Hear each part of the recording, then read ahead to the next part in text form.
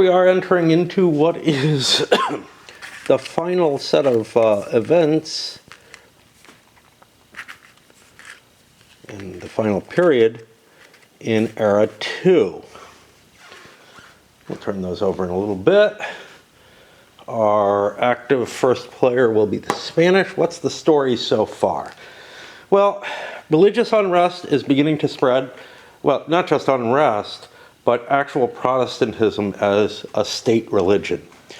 It's shown up in an expanded Denmark, a little bit expanding into a new country also showing up, the Netherlands, which has revolted. And England, it's beginning to take relatively solid hold in. It's even making its way over into Normandy. Mainly, it's been centered coming out of England. Henry VIII instituted it as a state religion, as sort of the first state to do so, of any significant power. Well, of any power. I mean, we didn't see it showing up as a cluster in the empire or anything like that. So that's a little different. Denmark switching over is intriguing, though. With the Netherlands and the Danes leaving the empire, Bohemia already left, solidly Catholic now. We're in a situation where imperial power is absolutely nothing, which is problematic, for Austria at least. But the empire as a whole may be falling apart here. Let's take a look at some of the different countries. France stabilized a situation that was problematic before. They have no unrest. They do have some religious diversity right now, and that's going to be something they need to stomp out, and it's going to be problematic because the heart of Protestantism is in England, and it's going to keep, once it's established somewhere, it starts spreading. So Counter-Reformation might be the answer to this. I don't know. For Spain is in troublesome position. They took a turn like France did to try to stabilize their situation. But first of all, they've got the problem up in the Low Countries, which is just falling apart. They've never integrated Aragon. And in their own provinces, they have some Muslim provinces down here in southern Morocco. They're probably not going to be able to hold them. But they also have religious unrest, diverse religious, some Protestantism, whatever you want to say, is going on in Spain. And we haven't gotten a hold on that. There's no Inquisition yet. Remember, the Inquisition was instituted initially, not against Protestantism, but against the Muslims that were present, and also the Jews, with an effort to try and solidify the country to a single religion, and to get rid of certain aspects of like professing Catholicism while secretly maintaining their own religions. England, like I said, has turned Protestant. We have Elizabeth on the throne now after Henry somehow died pretty young. Basically, the way the cards came out ended up getting Elizabeth. Henry showed up fairly late, and Elizabeth showed up too early. It's not the same people, right? even if they have some of the effects. Some reaction to Elizabeth there. We'll see what the events that come forward here. Austria fought a war with Turkey. They lost. It wasn't a horrible loss, but their economic situation isn't great, and their military situation isn't great. Their dynamic, their power politics in the empire is really failing, as I've mentioned.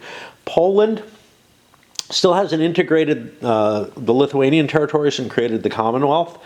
And I may be more towards the west with Bohemia and Silesia added to their territory. Interesting type of situation. They still haven't accomplished their level 1 goal of incorporating Masovia. They have Masovia, they just don't have enough cities yet built. Let's see what else. The Turks were off to a pretty impressive start in this game, although they've been ignoring the Mamluks, and for that matter, I don't remember what they are, the Persians, but I'm not sure. Persian is the wrong word for them. Trying to remember what that empire is.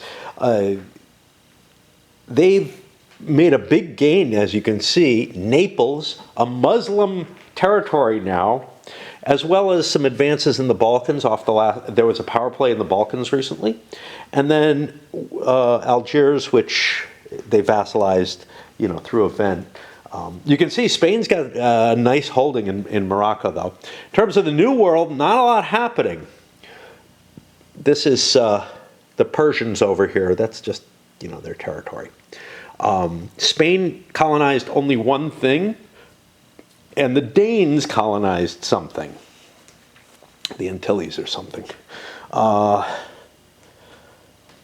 a lot of cardinals around. They've been being poisoned or something. Spain is in control of the Papal Curia. Anything else exciting here?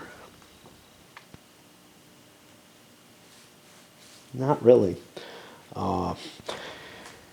Some of these differences are, just playing a game where different shit happens. If you're used to either the board game or the earlier board game or the computer game, you'll be aware, hey, shit happens, and you're kind of like, wow, that's cool. That's not at all historical, but I buy it, and I really do for most of this. Spain's been in so much trouble.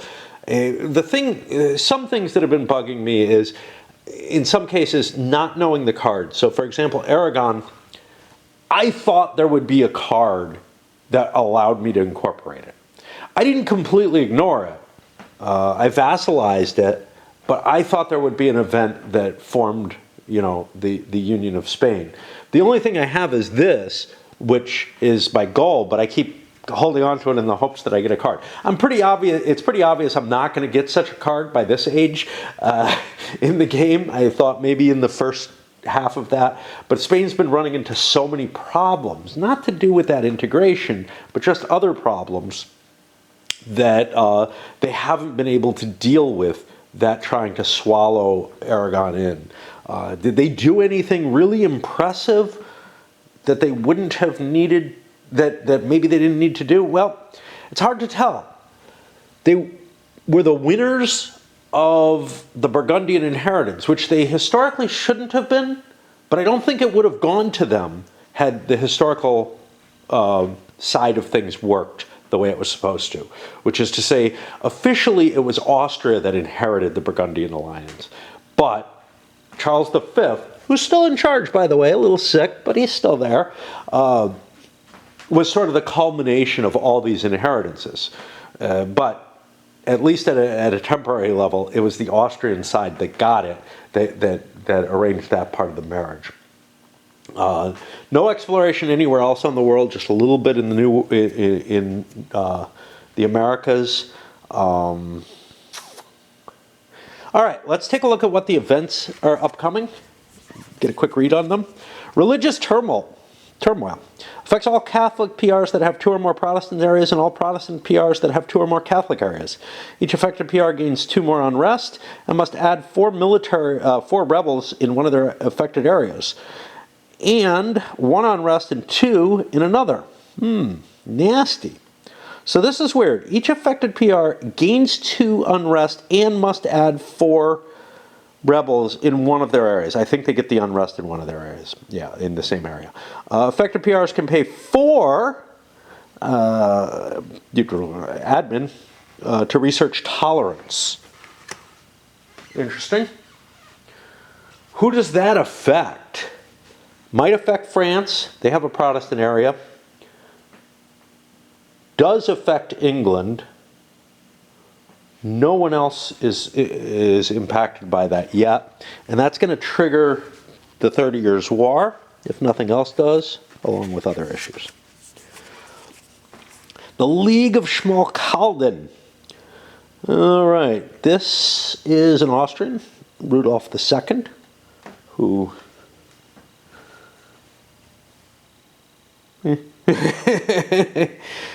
Okay. He has the choice to suppress Protestantism. Well, the player playing the card has the choice. And again, I don't really like this. I feel like these decisions are being made by the wrong people because of the event mechanism. Suppress Protestantism, the emperor gains 2 prestige and a military, and is declared war upon by 3 Protestant NPRs within the HRE. Yeah, there aren't any. I mean, seriously, there aren't any. All the Protestants have left. Picked by you being the person who plays the card. The emperor loses all cubes in these areas, influence cubes. You gain a military. Not the emperor's business. The emperor loses 2 prestige and an imperial power, and you gain 2 diplomacy.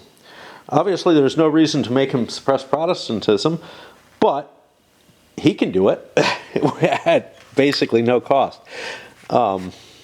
Because being declared war on is not a cost. It's not stated. The Portuguese crown. This will, of course, give us Philip II, who is not as good as Charles V, fittingly, but not too bad. Better administrator. 1 king, 2 kingdoms. Castile gains 2 cubes in Portugal. Then if they have a marriage with Portugal and the most cubes in Portuguese areas, they gain an alliance with Portugal. Well, that's not much. So that's how they're going to represent the single kingdom, which really only lasted for Philip's reign. I think it's not an unreasonable choice, because as an ally, the one question would be, should they get a vassal instead? They certainly shouldn't just absorb it. They're not worth it. Castile gains a prestige, and you gain 2 points of diplomacy. Well, they aren't worth it. An alliance is not that big a gain, but it could possibly result in vassalizing them. And if it results in vassalizing them, well, then they're as integrated as Aragon is, which, you know, I mean, it gives you money and troops and stuff, but I don't know. There is a card that I think, one of these cards, missions or whatever, that gives you a reward for either owning or owning and vassalizing all of the Iberian Peninsula. So that might be a goal there, given that this showed up so early. And that's all we're going to do right now, because my head still hurts. Quite all we're going to do. I wanted to point out something, a difference with this, between this game and Empires of the Middle Ages. They're not really similar games, although, you know, there is some Empires of the Middle Ages that made it into the original EU. But the concept of claims in this, I've already talked about some of it, where claims give you a right to declare war more cheaply, and that seems to be their major effect in this game, in this particular game, which is fine. It's just a different view. The concept of claims in Empires of the Middle Ages, and I may play them differently than the rules. I'm going to give you what they are in the rules. They're just a victory point bonus. I've told you that already,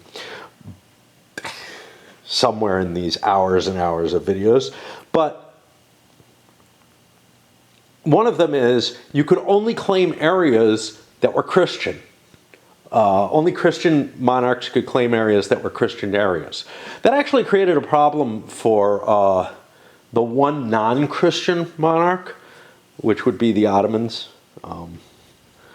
They exist in the last scenario, basically. But where they didn't, so the fact that they couldn't have claims meant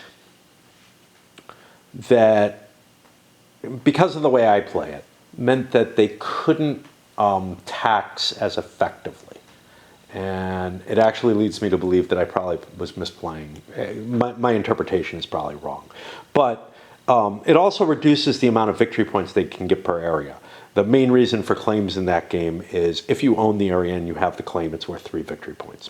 Which is a big deal because otherwise, if you owned an area and it was just kind of moderate, an okay income area or whatever, it was pretty much worth 0 to you. If I recall correctly. Is that right? No. It's worth 3 points, yeah. An area is worth 3 points. I'm just trying to remember. An area is worth 3 points, plus it's not stability, but economic value. I don't remember. I don't remember what the term is for it. But anyway. And those can range down as low as -3. So if you owned an area that was worthless, you got nothing for it. But if you owned an area that you claimed, you get an additional 3 points. So even owning worthless areas could be worth 3 points each for the Christian players, which was kind of nice. I also incorporated that they counted as diplomatic ties for unrest checks and such not. The problem with that, of course, is the claimed areas, since claims are only available to Christians, and it made sense to me that they would be able to get a bonus from that. Since claims are only available to Christians in Christian areas, the Ottomans would not have that sort of administrative instability type advantage in their favor. Not that I've ever played a scenario where the Ottomans succeeded. The Byzantines always last forever in that game. Kind of like the fantasy scenario here. I mean, you can play the Byzantines in the 1444 scenario. They haven't fallen yet. They have one city. Have fun with it. I agonize over the card picks on camera as much. I'm still agonizing, but I feel like you've got the idea of what kind of happens. And it doesn't really tell a hell of a lot of a story. It's really just a gamey factor of the things. Also with the missions, Spain is keeping their same mission. I don't really need to stop and tell you that, but England has switched out Settle America for Church of England. What Church of England is going to do is they have to get the state religion as Protestant or counter-reformed. Maximum one of your areas does not have the state religion. And then you get, it's not too exciting, it's points, but you get 3 cubes in total in any areas with your state religion. But what it does is it opens up other branches. So I feel like, if I'm not going to go, I feel like I'm going to be doing stuff internally, maybe working on getting towards the own all of the British Isles. If I'm working on that, then I don't know, it's less likely I'm going to be exploring the New World. Now, I did draw a card which makes discovering the New World and working there a little bit better. I got this study technology. I've got a couple of choices I could take with that. I could either go for the scientific revolution or the New World. Either one gives me a cheaper access to things. Maritime Empire, I also swapped out for Maritime Empire. I forgot about this. This is have more heavy ships than each opponent, minimum 3, got it.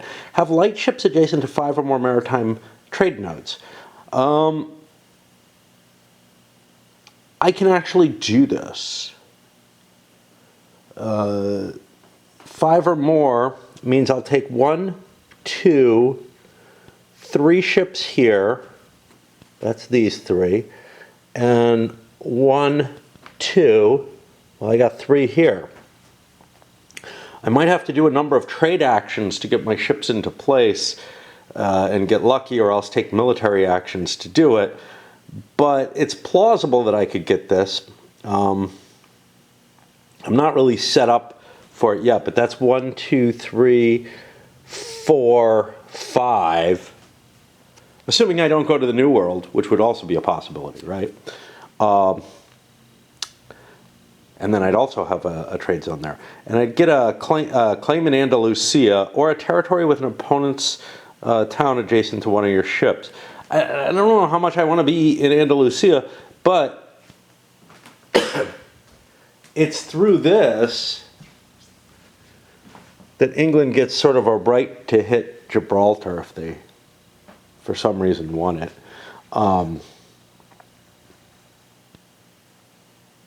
I don't know. You know, I could get a claim in the Netherlands or something. I'm not sure I'm not sure I really want the advantage here. The cubes in my own areas, what am I going to do with cubes in my own areas? I mean, I might as well. I'll take them in Ireland. If I can get Ireland Protestant, that would be awesome. But I didn't get a missionary or anything like that. And then I drew my cards and, you know, kept a couple of them, you know. Exceptional year, always kind of nice, lots of money, helps me get rid of some unrest, great. And the study technology to get, you know, neighbors' technologies. I still haven't decided which one I want. You know, do I want the New World or do I want the Scientific Revolution? Scientific Revolution is really good because the research action gets less, but the research action is expensive.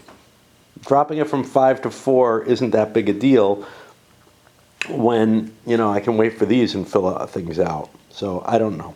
Not agonizing, right? You know, I just went through it all. Let me look here. Okay, there is no P here. But the 30 Years' War might be happening here. Seems a little early. I feel like deck 3 it's most likely to be in. Again, I don't know the exact year, so it's really hard to tell. Like in the old EU, I get over 1600 and I'm like, there's a new age starting in 1615 or so. I think that's when it starts. And gosh, I bet you the 30 Years' War is in there. And maybe I want to look at it and prepare for it. Here, I mean, I'm in Elizabeth. That's clearly not 30 Years' War yet. It's the next reign, and Elizabeth came early, so I think it's not going to be here. Had it been ready to trigger here, I probably would have, I would have a better argument for keeping the Continental Ambitions card, because I could, well, not really, because my interest is here in Lower Saxony, which is not on this. And I'm assuming is not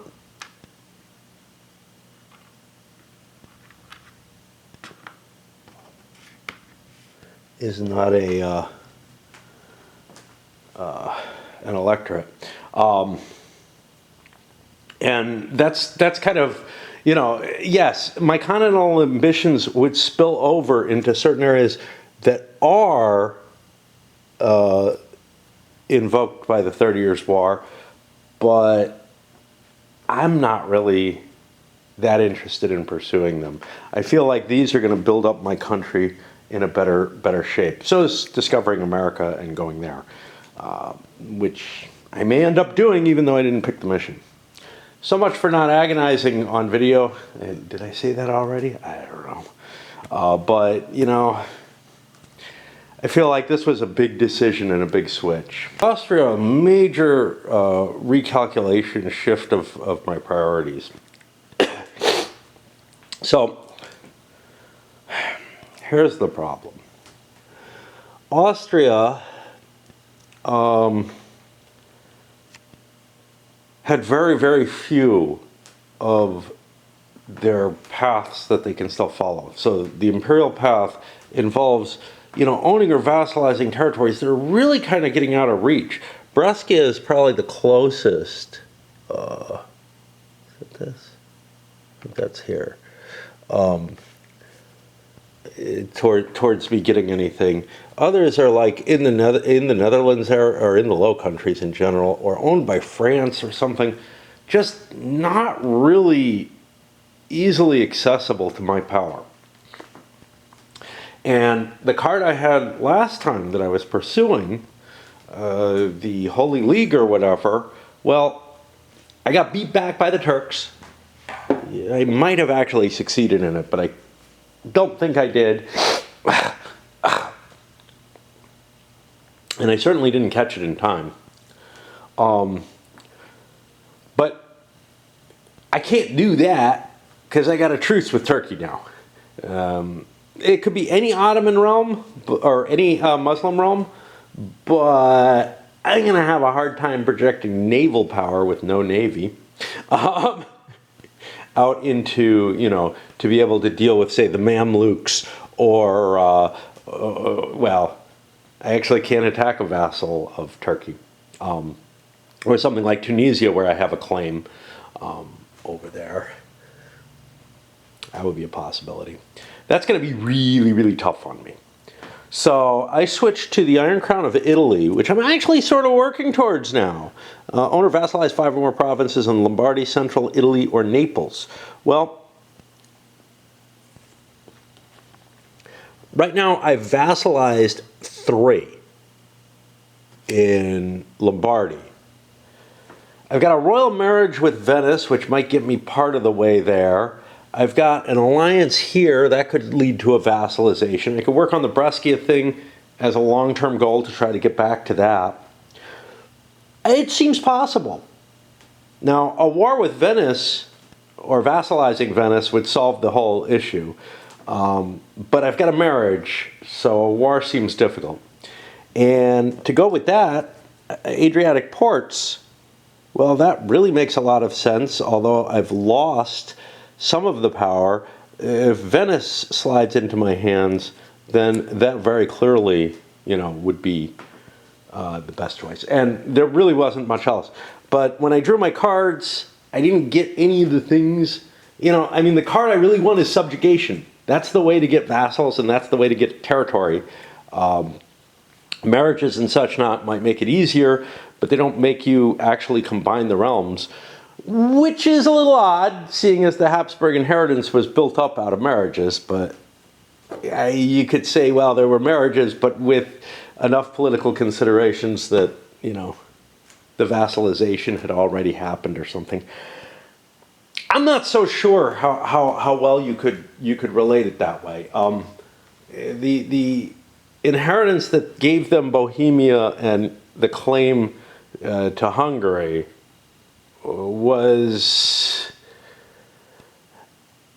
set in motion already, right? That was already in play. It wasn't that Mohawks made that happen. Mohawks, well, yes, it was. Mohawks made it happen because the king died before he could have any heirs. But, he could have died outside of battle or something else, and it would have still happened. And I don't feel like Hungary was vassalized, nor Bohemia for that matter, prior to the inheritance falling into their hands. So I don't know, You start studying too hard at how these things are being implemented, and they do kind of fall apart a little. But to be fair, the old EU, you look at the preordained events and whatnot, and they kind of fall apart a little too under the changing circumstances. It's very hard to give rich, very specific events from history over this kind of time span without throwing questions into play. Either general broad mechanisms, which this game seems to favor a little more and the computer game moved more towards, or these specific pre-programmed events, which, are still in here in those cards. There's no question. And those guys, the world may move on beyond what they make sense. So like Austria's goals don't make a lot of sense right now, right? These are pre-programmed from history. Which is a reason why I like the idea of being able to bail out of a country. I don't know what that's going to do. One could make the argument that, well, Austria, man, your chances of success are really kind of falling apart. But it's still a vibrant state. It's losing the empire, or the empire's falling apart around it, but it may reclaim some of that. Point-wise, we're not in bad shape at all. We're in second place. The person who's worst in points, though, England, feels like they have a vibrant and ready to blossom country. They just have failed at, the early goals. I don't know. They just have not generated the victory points that other people have. And the main reason for that was that big war with France that conquered all their territory. And here's the thing. When I played the first age alone, England lost its territory right away, or within the first half of the deck, which is all you play. They actually lost it in the second turn, but England lost all its territory, and it was no big deal. The big deal was that England committed a lot of effort into the Low Countries for that continental possessions goal, and that kind of got reversed. And then I don't know what else. Getting your ass beaten in a war, being stuck. Okay, here's a biggie: being at war with Spain at the end of a turn. You can see Spain isn't doing all that hot either. Spain's in second to last place. Now, they made up a lot of the ground by winning the war, but the English, they paid a price. They're doing worse than France. Now, this is the other thing. France looks like it's a rich and prepared country, even more so than England does. But they're in fourth place. So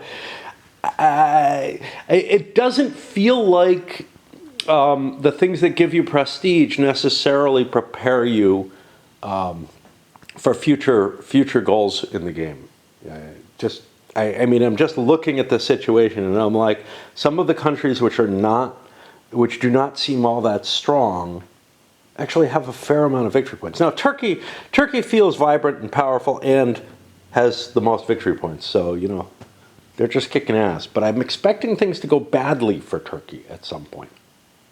I really am, because Turkey has a decline, a serious decline, and it's not just that their rulers suck. It's like bad things start happening inside Turkey, largely because of the inability of the Ottomans to change some of their core policies, and those core policies started kind of degenerating and becoming a rot from within, rather than the strength that they were early on.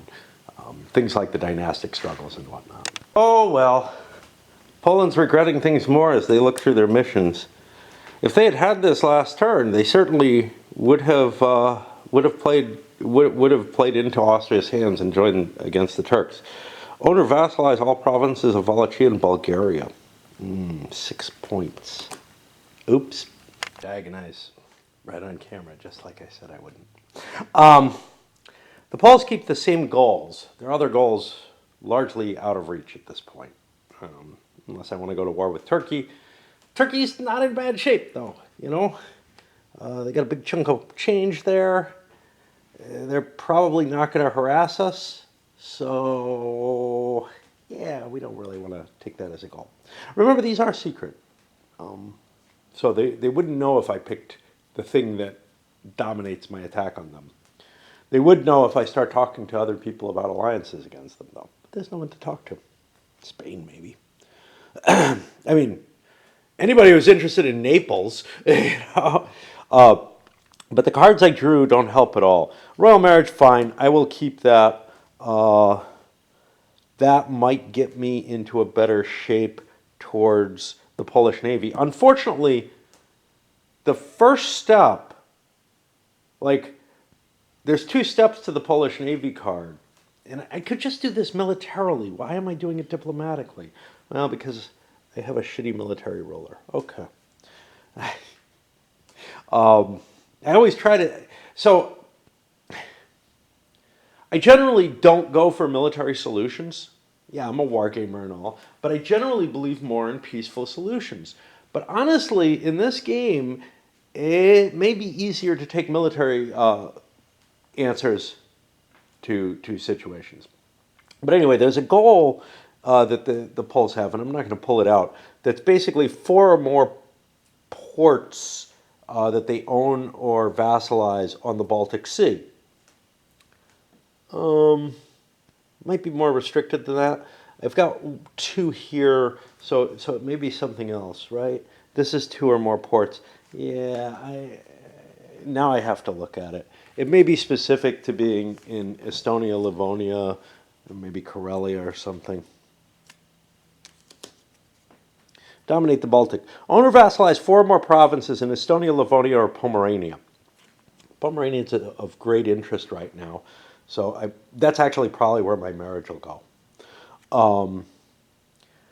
And, it gives you a card to play, whatever, but I can't take that one until I have the Polish Navy.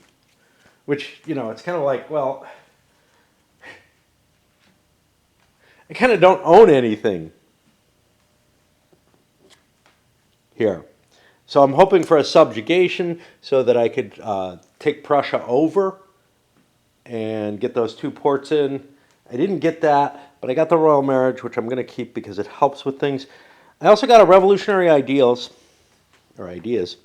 which gives me the most points for taking Inquisition. It gives me an extra point. But Inquisition doesn't look all that exciting to me. I have free trade. Where's my... Oh yeah, I have 3 merchants. I don't do much. I have free trade, but not a lot of trading opportunities. And this is kind of sad. Like if I do this, because Inquisition is the only kind of loose one, it would cost me 4 admin cubes, which I don't have. I'd have to reapportion it for it. I have the stability, but if it weren't an administrative one that was wide open, if there were other ideas available, I could play for those. But those other ideas are locked behind the wall of this initial set of ideas that was drawn. So this is just problematic. I really don't like the way the ideas work. Like there's a whole bunch of stuff that's not working there. I am going to keep it exceptional year. Now, I could play this for the $9 and removing an unrest, but $9 isn't worth all that much. Maybe I don't keep it because I already have an administrator. I mean, why hold on to cards you're not going to use? $9 is huge though. But it's 2 cubes for $9. Of course, they're admin cubes, which I have very little use for right now. I'm looking to see if I have one of the cards that allows you to draw new cards, but I don't. All I have is fucking Spy Network. I'm going to take a little break. I have a couple more countries to do, but this is a tough part. I know I'm not talking, I'm talking a lot still, but the thinking, trying to piece together your whole turn, it takes a big piece out of me. Now, that's fine. In the old EU, I would do one nation at a time for the spreadsheet thing. That was a heavier task. But it allowed me to avoid having to pick... having to pick actions and do all that thinking again and again in the turn, which this game still forces on you. I'm enjoying, don't get me wrong, but I find that type of mechanism somewhat more painful to cope with. It's in play in Here I Stand. It's in play in the coin games. It's in play in Nevsky. It's a more modern style of play, and I find it more difficult to solo when you're taking quick succession little pieces, little single action type things. I just find that harder to cope with. But it doesn't mean I dislike a game because of it. I can really love a game. And this one is getting up there, man. It's getting up there. No matter how much I'm butchering it. But, even with games I love, I need to take breaks more often than, when you're playing opposed. I don't know, there's something about the social experience of a game that you're able to take away, and this is probably why it's no fun, why different types of players are just different. That's I guess what I want to say.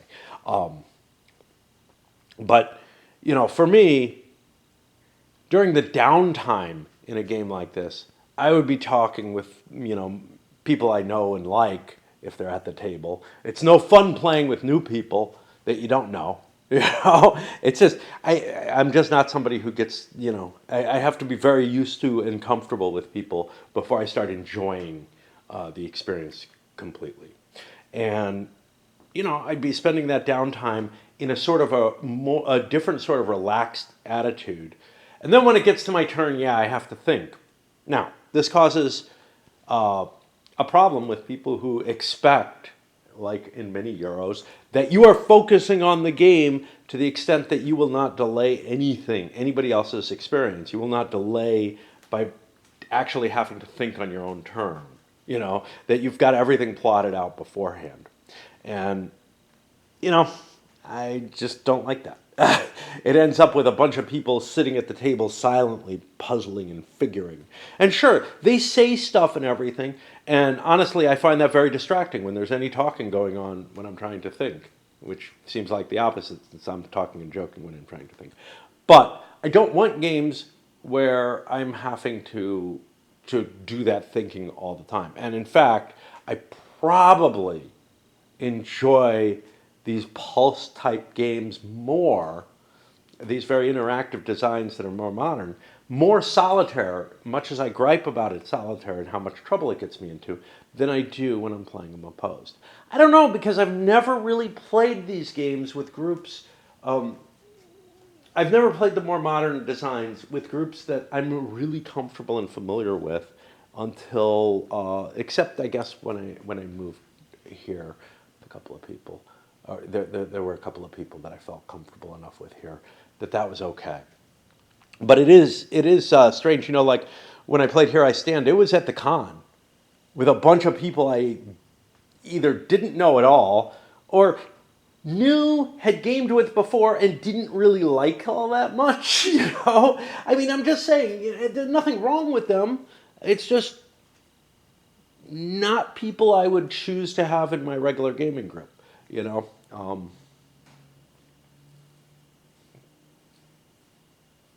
There were a couple of cases where there were people I would have chosen and that I did get along with well at the con, but that was playing different sorts of games for the most part. Like, I really had a good time playing Soldier King at the con. A couple of guys I was playing with were really great. Really great. One I already knew I liked and, had fun with. Well, wait, were there three of us? Were there three of us or four of us? I don't know.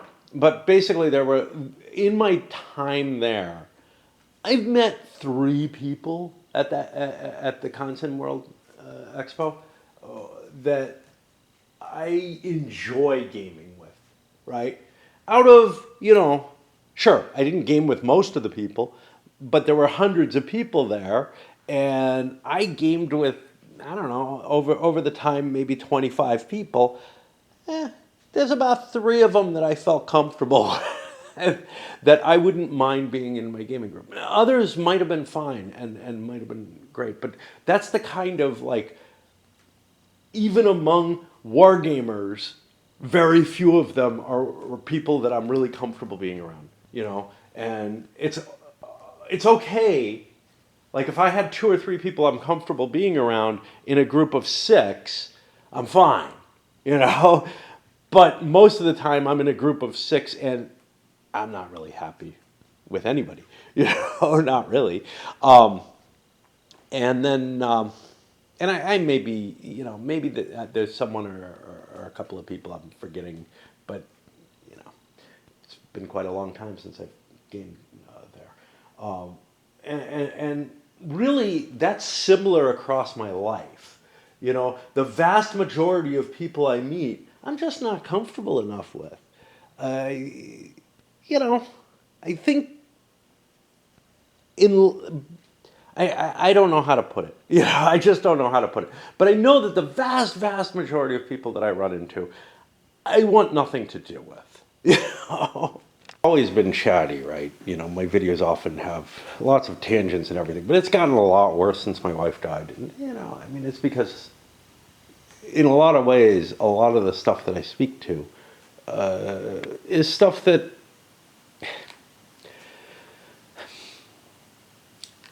I have no other outlet. I have no other outlet. And for that, I apologize to those of you who, but you can always skip ahead. The Turks. So they changed their focus, not interested in, or not able to fight for the Danube anymore because we just had a peace.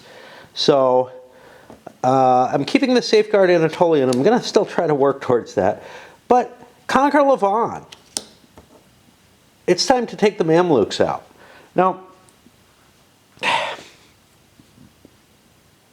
the Mamluks fell hard historically. It was very fast. It was like the Hungarian collapse. And this is really what made the Ottomans so powerful, was they managed to strike at exactly sort of the right time. With the Mamluks, they defeated the armies, and basically, that was the end of what was really an overlordship, where the Mamluks were not seen as all that legitimate.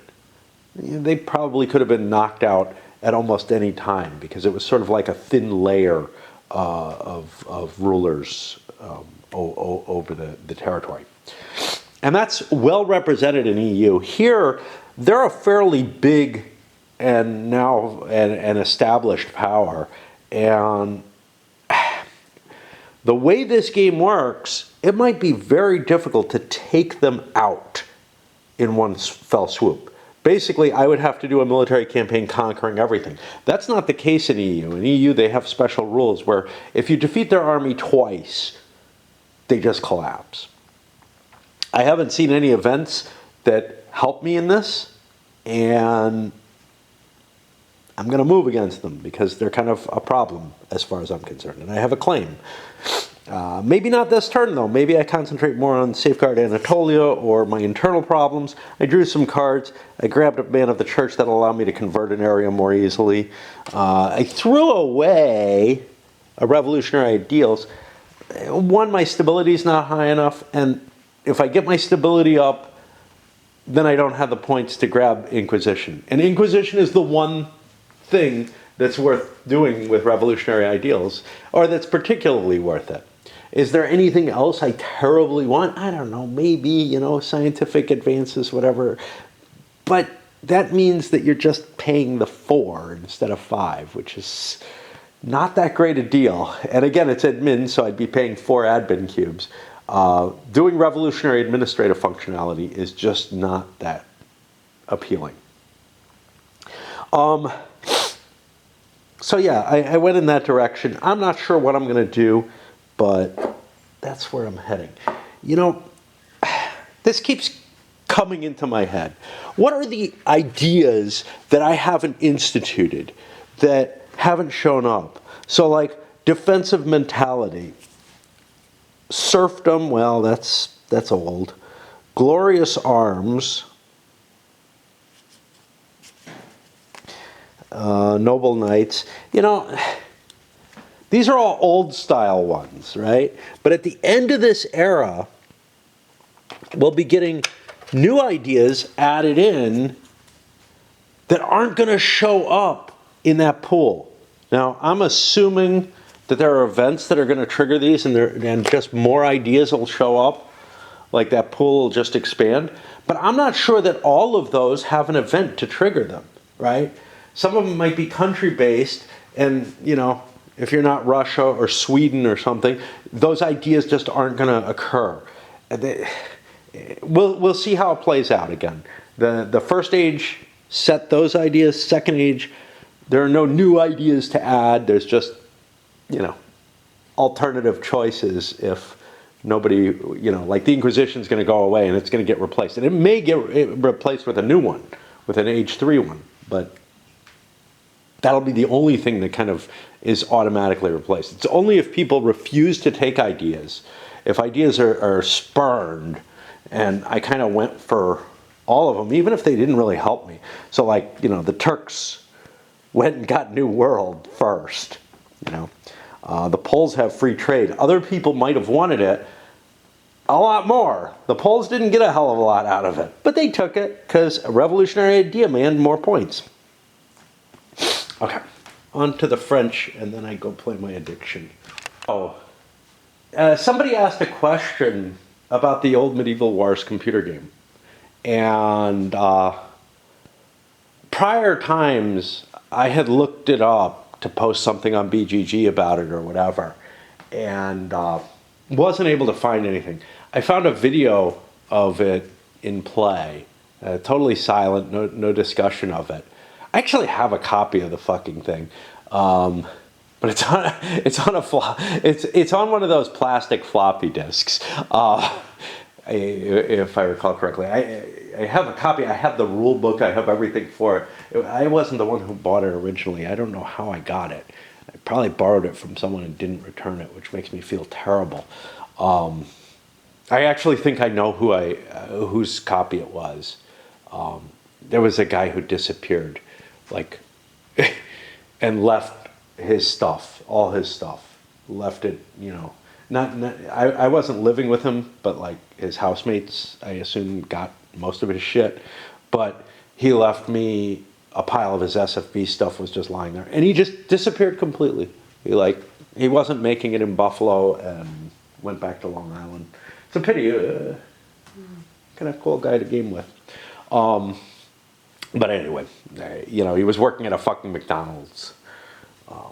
But that made it feel all the worse for me that I had his stuff, and I think he had a copy of that, and I had borrowed it. I don't think he had any of my stuff. It wasn't like I was borrowing a lot of his shit. His SFB stuff, we were playing SFB at my house, you know, on my porch actually, outside. But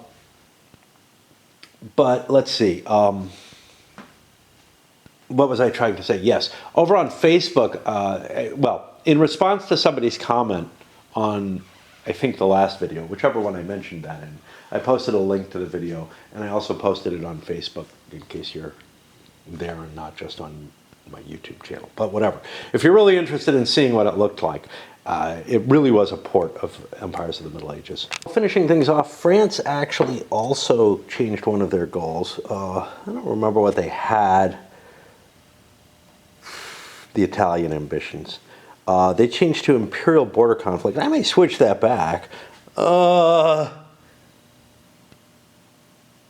have an alliance here that doesn't help. The reason for Imperial border conflict is if I get Savoy and can compete for that continuing, and I kind of want it front of mind because of that, I could move into the 30 Years' War stuff, and it would be of interest to me, right? It might be of interest anyway, but I might increase the interest of it here because this is at least one of Luxembourg, Namur, Lorraine, Sungau, or Bruges. Lorraine is over there, you know. There's stuff I could do and get myself involved as an anti-Austrian faction in that. However, my draw, I went with an administrative draw trying to fix that Protestant problem, which it's going to be hard for me to keep it at bay. And I don't know how I become Counter-Reformation. I'm hoping that there is a card among these that creates, among the four that I don't see, that creates the Counter-Reform, because you're only allowed to switch between Catholic and Protestant. You cannot switch to Counter-Reform according to the rules, but so far nothing's come up that has allowed it. And I feel like Spain is Counter-Reform at this point already, aren't they? I don't remember. There's a council, the Council of Trent or whatever, kind of thinking about looking at the events that I did not pick and see if maybe I left one out in the first deck or something that allowed Counter-Reform, because I did weird things with the first deck. And that, you know, that's the thing. The events, the power plays, all that, it's all kind of constructed to create the specific narrative. So if you're making your own scenarios, or if you're randomizing them a bit, you may be tinkering with the balance of the game a little bit more. The question, of course, is how much did people actually playtest all these scenarios? There's quite a few scenarios going throughout it. And the grand campaign takes a fair amount of time. I'm guessing, though, that it got playtested. I'm not so sure how much it did in EU, but I mean, just because the events there are just, and the victory points and everything, I mean, there's almost no one could have balanced this, right? What did you have? Maybe they had too few players or something for their playtesting. I don't know. Anyway, there is this careful, much like is expected of the players, the designers have created an intricate web, which if you cut parts of it, it may cut off players' abilities to do things. And the way this game is, and much the old one as well, it's not like some of those very free-form diplomacy games, diplomacy being an example, but I like to point to the Soldier Kings thing that I spoke of, where, you know, you can basically look at the board and say, hey, oh, France is doing pretty damn well. Let's stop them.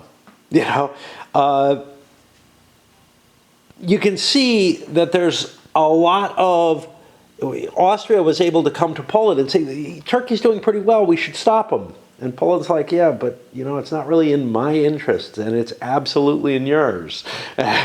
Because, you know, I'm just not going to be able to reach those power play locations to the degree that you are. And you're not doing all that bad yourself. Maybe you'll win. Maybe the two of you will take each other down. Not my problem, man. I'm gonna pad my own nest. Well, padding their own nest didn't really work. Austria ended up ahead of them even. But that's because of the accessibility to power plays.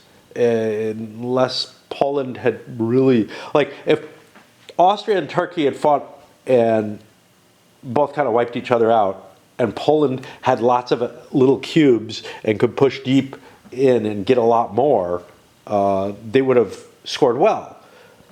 But the thing is, they would have had to push in through here. They couldn't push into Wallachia and Bulgaria. That wasn't included in it. And just such a weird, you know, it's constructed in a way that there are a lot of reasons why players would pad their own nest rather than, everybody's not competing on the same level, is basically what I guess I'm trying to say. Because like in Soldier King, everyone's got the same victory points. You take something away from, it's a zero-sum game. You take something away from somebody and you get those points, you know, and they lose the points in relation to everyone else. That's not really the case here. Here there's a serious attempt to try to drive the historical value of things. Now, you can turn your back on that. There's no question. So like, I tend to follow my mission set and the power plays and stuff like that, saying, that's what I'm supposed to do, and I should be driven in that way. But the first time I played, well, the only time I played EU opposed, one of the players pretty much didn't let events rule him. He arranged to start his own wars and stuff and just, you know, collect things up. This was the guy playing Venice. He arranged some Italian wars. It was perfectly within reason and historical flavored and whatnot, but also, you know, scored him better points than had he just reacted to events and, like, dealt with Turkey or something. Instead, he got himself involved in Italian wars. There are no events that trigger the Italian wars that Venice tended to get itself involved in. There were events that triggered the Turkish wars. There were penalties to the Turkish wars. But he looked at it and said, I can't beat Turkey. But I can beat Milan or, you know, Florence or something like that. I'm bigger than them. And nobody else gives a shit. My playground, man. And it was a clever decision. It felt a little weird to me because I always play it letting the events kind of drive me, like I do with life. Okay, so to the French card draw. This increased stability sounds like a great card, but it'll cost me 5 cubes to do. I'm already towards the top of the stability chart. Maybe I can get that some other way for free. It would be great to get those 2 extra cubes, but it seems like a lot to pay. I'd basically have to reorganize my government and everything.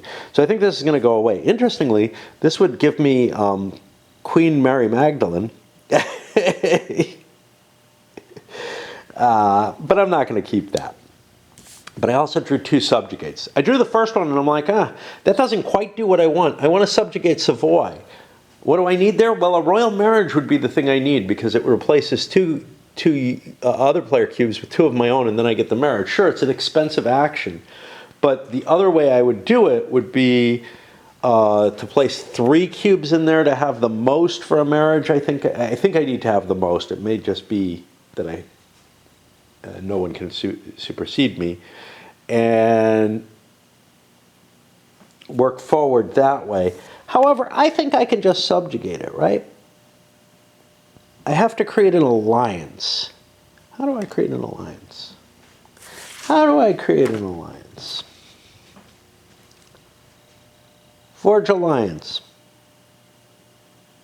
I have to get 2 cubes in there, and then it'll cost me 2 more. So that's 4 cubes for the alliance. That's what I have here. A subjugate would make them a vassal, which I think gets rid of my alliance, not the marriage. And I have a second subjugate, which I'm kind of thinking along the Italian side, but at the very least I could use that to get Provence from vassal to owned. It's kind of interesting. Languedoc is still not integrated. Avignon is still part of the Papal States. I think I'm going to keep 2 subjugates. Subjugates are too damn valuable to throw away. They're one of the cards that I have the most respect for in the game. And with most cards, what I say is, I don't need it. I don't know if I want it, whatever. I'll just pitch it, you know. Early on, I was holding all the cards. Now, I'm only paying for the ones that I can really foresee using. I can foresee using this subjugate, but probably not this turn. I'm probably not set up to do 2 subjugations. I could vassalize Scotland. That's kind of interesting. But England is not doing that well. I don't have any goals that say do something with Scotland. And I don't feel like I have to stop England in the same way that like Austria feels like, ooh, Turkey's doing really well and they're on my border. We can do something about it. Let's do it. Okay. I think that's, I think that gets me to the rounds. And I'm going to mark that because it is definitely time for me to do my bad thing. The one question I had was, did I want to move my, because I could vassalize something here. I have an alliance here. I could vassalize that. I think we both have an alliance there. What's up with that? Is that allowed? Something tells me that's not allowed. So this is problematic. These can't both be allied here. The French were allied. I think the Austrians replaced the French alliance. If you have more cubes, you replace it. So that alliance is just gone anyway. Because the Austrians played after the French. So yeah, I think trying to push into Italy is probably too hard, especially when I have this secondary desire to get myself into involved in the 30 Years' War. Because I don't know. This is just how I work, right? If the game tells me you're interested in this, I go do that. By the way, I'm getting very, very discouraged by the fact that Portugal is not anywhere on the New World. They got one expansion that could have gone into the New World. They could have gotten Brazil or whatever. But they should be all over here by now. This is not good. This is not right. And I am very disappointed with that. I'm sure if Portugal was a player, they would be doing more. But again, that leads to the grand campaign is not going to produce historical results because it does not have Portugal as a player. That's a problem. To me, it's a big problem. And here's another thing. If Portugal was a player and had colonies and stuff throughout Africa, over here, Brazil, whatever, I don't know how many they have tons of them in the old EU. In here, I feel like it takes less markers on the board to represent. I mean, obviously, Spain is not doing as well as they did historically. But the Danes are. They're doing much better. But Portugal is just not even involved over there. However, it feels like there are less sort of colony spaces in this. Spain should have probably Mexico, Grenada, maybe Florida at this point. They should have the Antilles, which is the entirety of the Caribbean. There are several trading post colony locations, well, several areas in the Caribbean there. So, yeah, they should have Cusco, probably Quito at this point. But there should be a lot of yellow on the board already. That's just not showing up. Yeah, we're talking about Elizabeth and Philip wait, what happened? Philip is not yet on. Yeah. But by the time of Philip, you're talking about the entire, the Spanish colonization had pretty much reached its, territorial size. The territory that Spain was going to take over was pretty much settled by the time of Philip.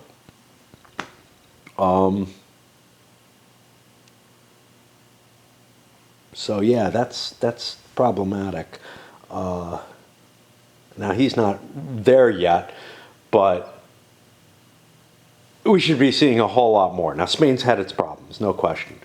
But Portugal should be established in Brazil, and they should be established on the African coast, and they should be established in the Far East. The question, of course, is, what does established mean, right? In the old EU, you could have trading posts and forts and such not, which I think are not represented on the board here. They might be claims or something, but, they're just really the ability to have ships in the area. But anyway, there's just nothing there. There's nothing there. And you can't have ships in an area as an NPR unless you own a province there. So at the least something like Cape of Good Hope, you'd want a colony there or something to be able to project into both these seas. I don't know. All right, that's it for a bit. Okay, so the Spanish played a commercial growth and expanded the trade zone here. That's the last of the counters for that. I have to look it up. But if new counters are needed, I may start making counters for things for this game, because it really doesn't seem to have the necessary counter mix. What that may be in part, although not too much, is that the counter mix is set for, scenarios on the main map, and then the Eastern map expansion was made, and maybe they didn't make, an additional set of counters to fill that out. I'm not sure though, because for this, these are the only thing I'm using those counters for. They can't be. They're backprinted.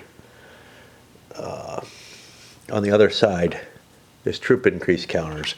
I don't think where I've used troop increases Ah, there's one. Okay. I took from a different set. But the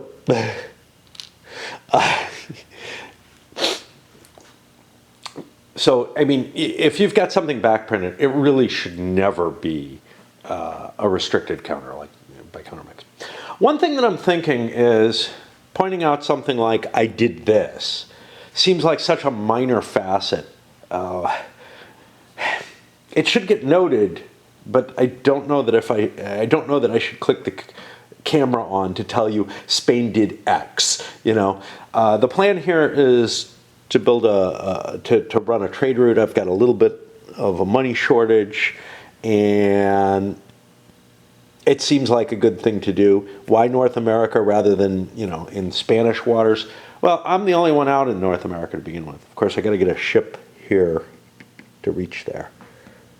But I'm the only one in there, so that helps. But also, of course, putting that there may draw more people in. But also, there's those tend to be very high value, at least what I saw. So I'm kind of like, let's do one of them rather than, you know, just something in Europe that doesn't generate all that much money. I don't know. Anyhow, I may try experimenting with pulling back a little bit and not giving as much detail. I know some of you are happy with that. Probably, the point is, probably most of the people who are still watching this want that. The people who didn't want that kind of level of detail have left already. But it's just, it's painful to me to keep, you know, to go over every little detail sometimes. It gets in the way of my own immersion. Clicking on the camera between turns. My own immersion is important, not just for my enjoyment of the game, which is a big deal, but also for me to be able to really evaluate the game. I have to be able to evaluate it without, you know, without as much disruption. How much can I keep to the play if I'm not speaking it on camera as much? Of course, it also means you'll catch less of my errors, and even strategic ones where I decide I'm going to do something and then come back and decide I'm going to do something else. So we'll just see what it plays out as. But I'm hoping to pull back more. Kind of fucked up with the Spanish. Not that I should have taken an event, but that I didn't take an event into account. The Portuguese crown thing, I want to arrange that marriage before somebody draws that event. And I may want to draw it. However, I am short on money, you know, I don't know. English did an exceptional year, grabbed themselves some cash, and fixed Ireland. Hey, I'm keeping the same level of detail. Austria is going to fire off an event, though, the Schmalkalden League.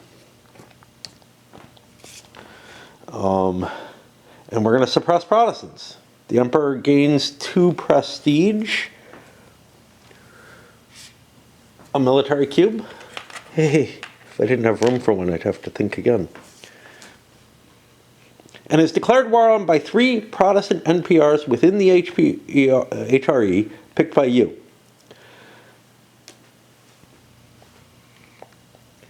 Well, let's look for Protestant realms within the HRE. The HRE is too small. There aren't any. Yeah, we had discussed this earlier. Unfortunately, this finishes off Ferdinand. He was on his way out the door anyway, but the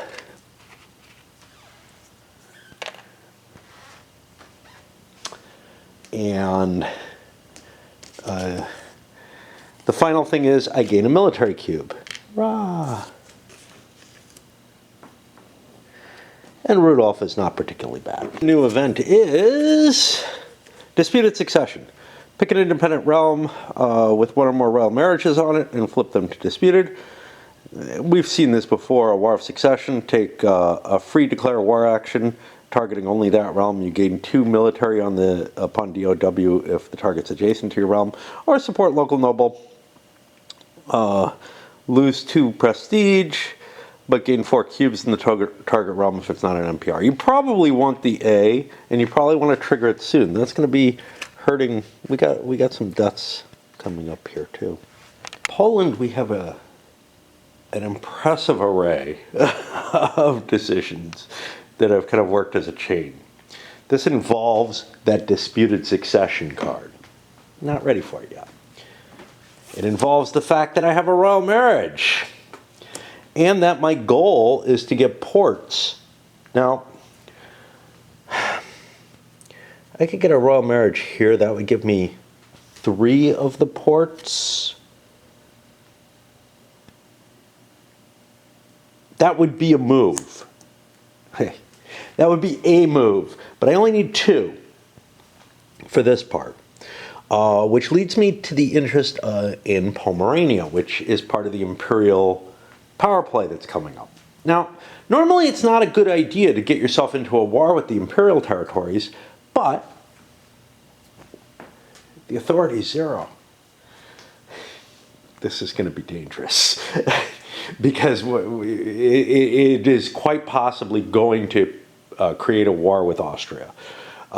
Because Austria kind of wants to get this up. They didn't do it, but they kind of want to. What did they do? I don't remember. They fired an event. Okay. But in order to do that, I need to get a cube there. Okay, well, I'll do a build influence, but I can spend money on influence, and I've got 1, 2, 3. I can't do it this turn. 4, 5, 6, 7, 8, 9, 10, 11, 12. To 3, 4, 5, 6. I'm going to put 2 cubes into Lithuania as well. That'll cost me $6. Let's pull the money off to remind me of what I'm thinking. And then I use, which I haven't been using enough, my free extra cube for the influence action.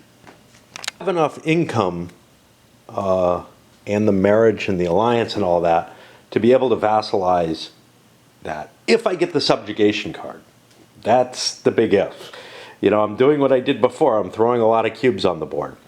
So now the plan will be, and I just took my action here, the plan will be to create a marriage, make it a disputed marriage, and then declare war and, you know, grab myself Stralsund and Stettin, kind of like Sweden would do.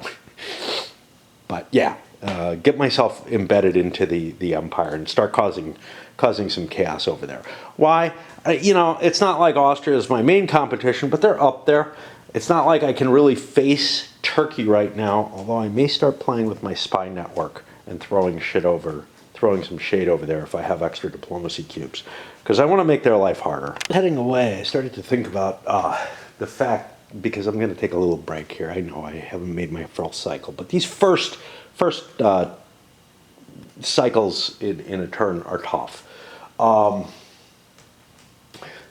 One of the things, and I don't know if I've called this out before, one of the things that makes these highly interactive type mechanisms in games very, like these rounds where you move from player to player to do cards, very problematic, is that quite often I'll walk away after making decisions, key decisions, you know. So in the old EU, after running one country's spreadsheet through my brain and figuring out what they were going to do and plotting that all out with my purchases and everything, I'd walk away. And then I come back and I'm on the next country, but I don't really remember the last country all that well. Here, you know, what Poland's doing may impact Austria's next turn. Of course, there's also the problem, this is one that I have mentioned, that by the time I get around to Poland again, I don't remember what I was doing and I do something else, you know. There's sort of a pathological aspect to me playing these kind of games when I do, because I do walk away after everybody's taken a turn in general, if not more often. Okay, unfortunately, I took a painkiller. One of the ones my wife got for her dental. I've been saving them for whatever reasons. I took one once before. But this time I had no real pain. I just wanted to be out. And it did that. And I don't like that. And I really wonder why I just took it. Especially since it decreases my stash, you know. If I ever really need one, these do quite a job. And if I ever really need a whole bunch all at once, I don't know if they'd work. But it's almost like, it's not quite being drunk, but it's not a good feeling. It's like a gauze going over me. I get the same off of, or at least I used to, off of antihistamines. I think they don't make them out of the same stuff as they used to, but I mean, I could get a really potent, it doesn't actually numb pain or anything like that as far as I can tell. Maybe a little, I don't know. But the big thing is that it's just this sort of fuck it all feeling.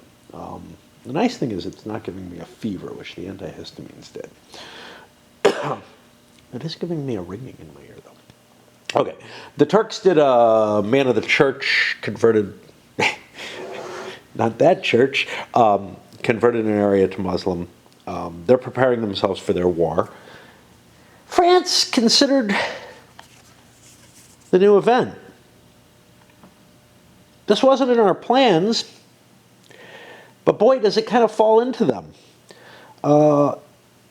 I can take Savoy, instead of going for, you know, the route to try to subjugate it diplomatically, I could take Savoy and declare war on it. However, here's the thing, and this is the problem, because two people are going to be racing for it, but they don't know it.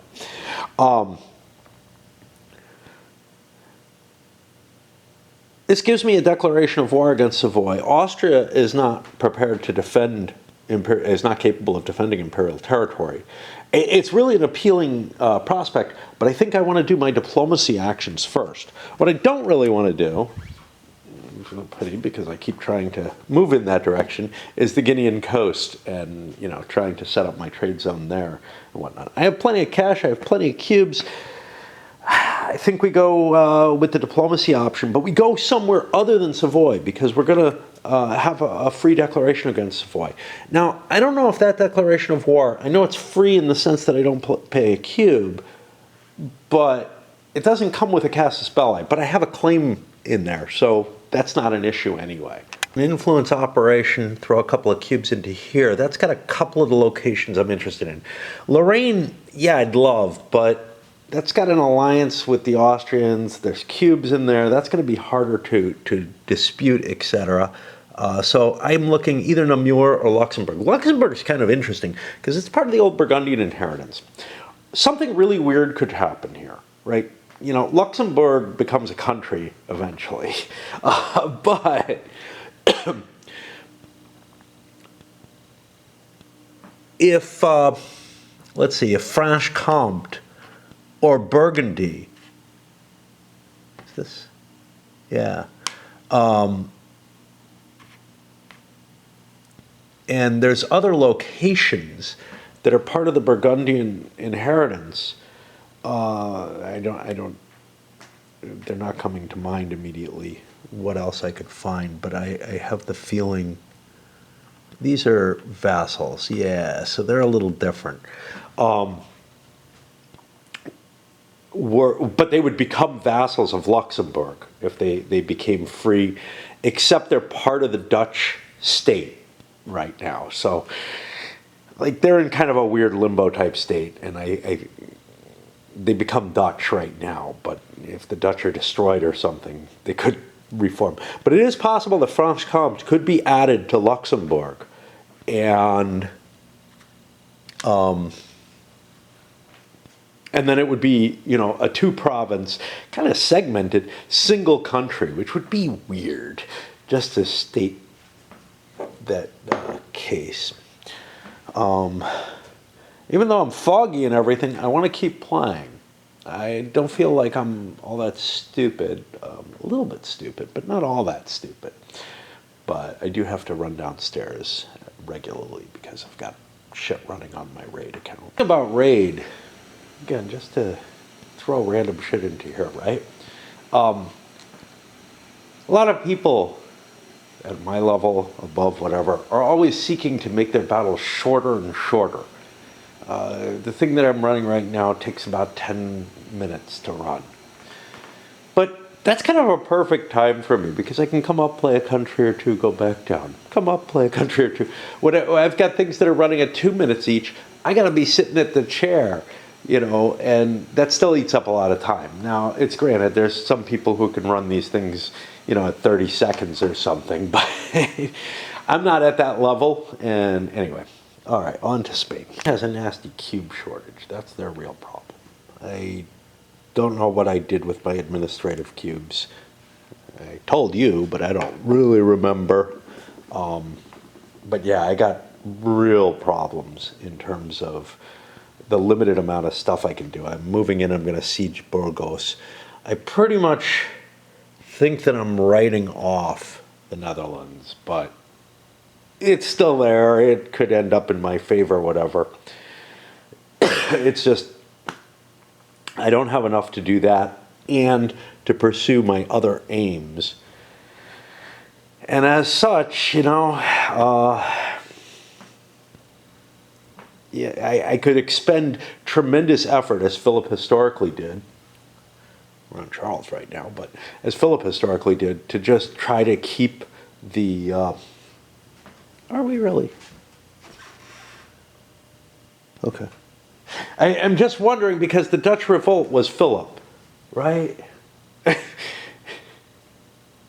But the deck, so here's what happened. The Portuguese crown part of the deck ended up in the later half of the second half, right? They could have both come out at the same time. They could have been in reverse order, whatever. They're in ahistorical order, but that's fine. Charles certainly resigned early. Anyway, I'm moving into here to deal with Burgos. I got a couple of cubes I can use to try and, one would be to siege that. And then I've got one that I could get rid of the unrest, maybe in Castile or in Madrid. But I might want to do my exploration. It's really tough. It's like, do I want to take care of my home problem, or do I want to take care of my goals, or what? And I feel like I'm just unable to do the things I want to do. Maybe if I had some fucking advisors. Because I kind of have some money. Because the old board game definitely hamstrings you as the Spaniards in terms of being able to cope with the Dutch revolt. But you're able to try to do stuff about it. It's just the stuff you do, the Dutch are a player at this point in the game. Even before they become a country, they get to be a player. And they will have reduced your income significantly by becoming a player. And they also, once they're a country and are revolting against you, they're able to flood the dikes regularly, which basically means you can't succeed. You can't succeed unless they allow you to. It's an expense for them. It could end up being a point drain to the extent that it's not worth being the Dutch anymore. But that seems highly unlikely. And so for the most part, it is pointless for the Spaniards to even fight in the Netherlands. But the longer they drag it out, they get some advantages out of that. Of course, fighting a war is painful, and the costs to it. In general, what happens in the EU is very, in the original, is very, very ahistorical. My Spaniards almost always just say, screw it, it's not worth it. Well, we're getting a screw it, it's not worth it here just as early, but for very different reasons. I've got these internal problems, which are ahistorical as well, but in a good way. They came because of the events and whatnot, these Protestantism spreading throughout Spain, you know. But I'm feeling a hell of a lot more hampered in terms of doing the other stuff, the exploration and stuff that comes cheap and free in the older version of this. So it's kind of a weird situation. And did I want to just do what I did and not pay attention to the Portuguese crown?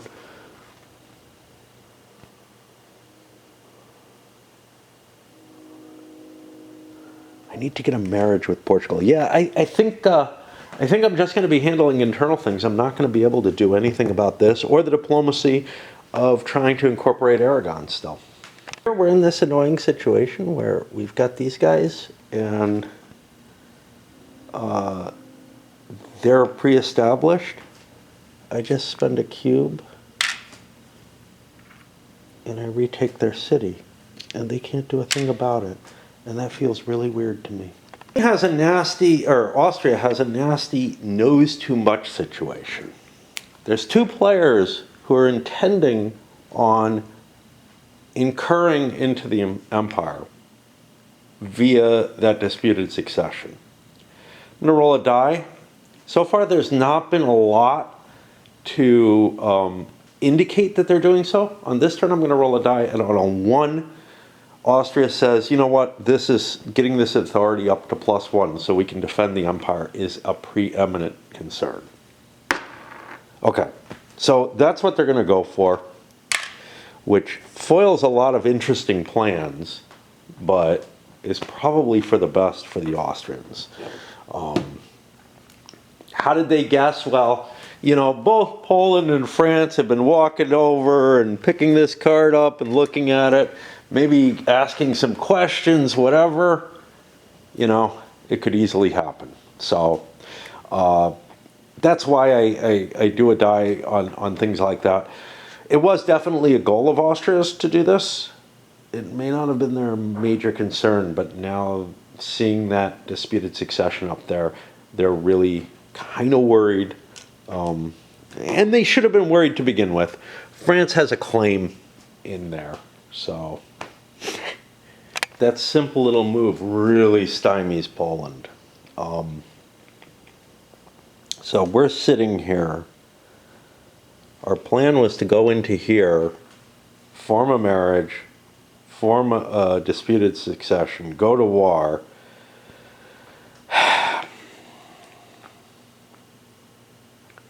We don't have a lot of military cubes.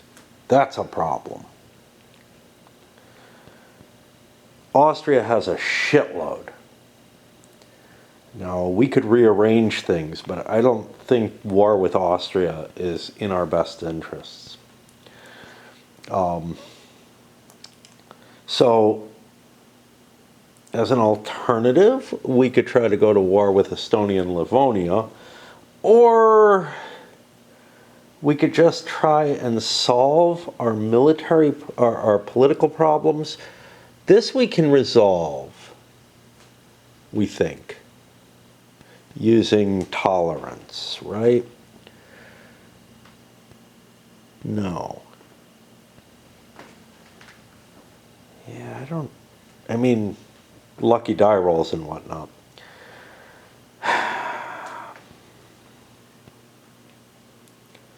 I think we're going to hold our horses. Do we want to play the royal marriage? Yeah, I think we're going to do a trade action, but, you know, it's just not... we feel like we were completely foiled by Austria doing what they just did. A sweet $9 salt trade coming out of Krakow, which is pretty damn good, but again, we're not really moving towards our goals. We're collecting money. We're good at collecting money. You know, we're a fairly rich state, but we spent a lot on diplomacy. We had certain goals in mind, and now I'm just not sure. And you know, even attacking this is going to be almost impossible. Tell you the truth, we probably couldn't really handle Stettin either. Just because of the number of cubes. So we would need to build or move this army into range. One of those two. That's this cube. We could have up to 2 more. Declaration of war for the disputed succession is a free one, so it wouldn't take an action or anything. So that doesn't take a cube. That allows us to move in and fight. And then it would take us the 2 remaining cubes to siege these because we don't have artillery yet. So, you know, we gain a little bit off the disputed succession. We might be able to do that somewhere else, but I don't know where. You know, we have the advantage of having an army in place here. Could we do Crimea? There's a lot of different things here. And this is still Genoese. Yeah, that's kind of interesting. I don't know. Genoa couldn't have been completely conquered by Spain had they gone to war with them because of this thing. Somebody's got to take that out, damn it. Turkey! Turkey! Turkey won't do it unless they take all of Genoa, probably. All right, on to the Turks, but me wandering down. And yeah, I'm definitely doped up. Probably once I finish this round, I go down. For Turkey, one of their things, I got a fair number of cubes here, right? A bunch of diplomacy cubes. Love to use them. I don't have anything diplomatically that I terribly want to do. Okay. Might want to deal with unrest. That's my military cubes. I think I'm going to need them. Diplomacy cubes, I'm thinking trade, right? If I can get a good trade monetary increase, that'll help me build my army that I want to use against the Mamluks. Well, but the problem is, I only have a light ship, my admiral's with it, and if I have to move that into here, it's just going to get destroyed by the Mamluk Navy, which is humongous compared to mine. Mamluks historically did not have much of a navy. But the way this game works, they sure the hell do, which, you know, would prevent me from doing things like attacking the Mamluks in Rhodes at the same time or something along those lines. Although I've done a pretty damn good job of getting the Eastern Med under my control. Can I just hold my cubes? Are they useful for anything? I could go exploring.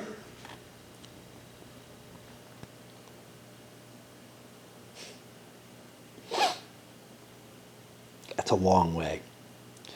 I don't see anything else I want to use those cubes for. What about my administrative cubes? Stability would be nice, don't have enough. Convert area, that's 2 cubes. That sounds like a good idea. But I don't necessarily want to do that before I go to war. I don't own this.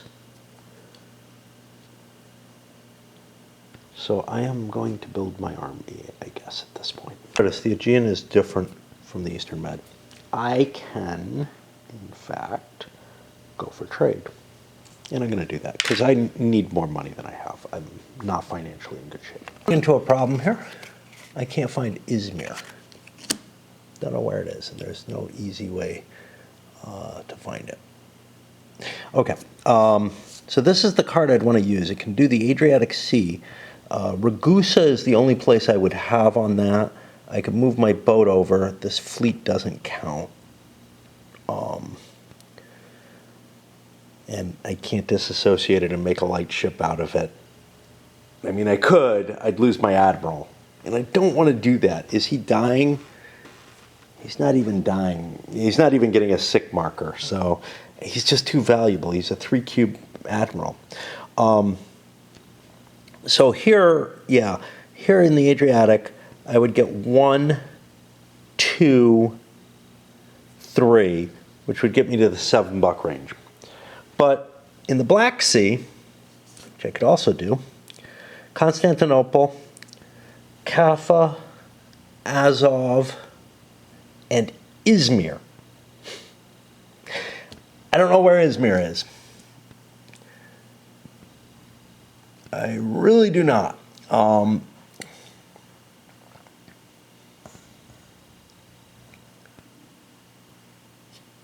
there it is. Okay. I should. All right. So that actually is the way I'd want to go. And I have 1, 2, 3. I think I'm allowed to move this here. Not sure. But it doesn't count. 1, 2, 3, 4. Doesn't really help me, but I get $7. I was going to get that from either of them. This moves ahead with their alliance with Luxembourg. You know,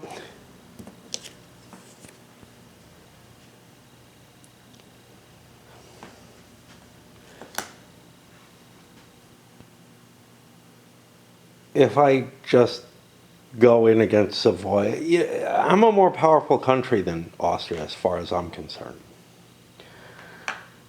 If I have to, I have to. I made my plans in this direction, and I think I'm going to go ahead in it anyway. Which means, I don't know, I don't even know if that disputed marriage would ever made any sense. I could go against Savoy anyhow and fight them. The marriage dispute may have been kind of a red herring. It possibly brings Spain into this whole thing and everything. Screw that, man. But I did pick up my alliance over there, and I'm going to continue, I'm going to subjugate that, vassalize it, whatever, and continue moving in this direction. If I have to go to war with Austria, I have to go to war with Austria. That moves the ship there, and yeah, I'm not functioning correctly anymore. I really shouldn't have done it. I did one of these pills once before when I was really kind of sick, and I had to go out dancing that night, and I thought it would help, and it did, I'm sure, because it really fills you with this just don't give a damn. I have to say though, I've never understood people who get addicted to painkillers. My Psycho X was. And it makes so little sense to me. Like, I can understand wanting a lot of other drug effects that come about. Painkillers, though, man, they seem the opposite of what you want. Now, if you're in a lot of pain and you get addicted to not being in pain and maybe chemically addicted to it, yeah, I can see it. But what I didn't get was sort of the wanting to be in this state. Damn, man. It's just not, like, my mouth is dry and everything. When I was in the hospital for my own teeth, back before I started doing these vids, I think, they had me on morphine. And when I came out of it, after I was out of the ICU or whatever, the first thing I said was, get me off this shit. I need to be able to think. I mean, we'll see what the pain's like. And, they kept asking me, do you want morphine again? Are you okay with the pain? And if not the morphine, do you want, like Tylenol 3 with codeine or whatever? Do you want any kind of painkiller? I'm just like, no. I mean, I feel the pain, but that's okay. I'm just lying in bed. It's not like I have to carry anything. Or it's not.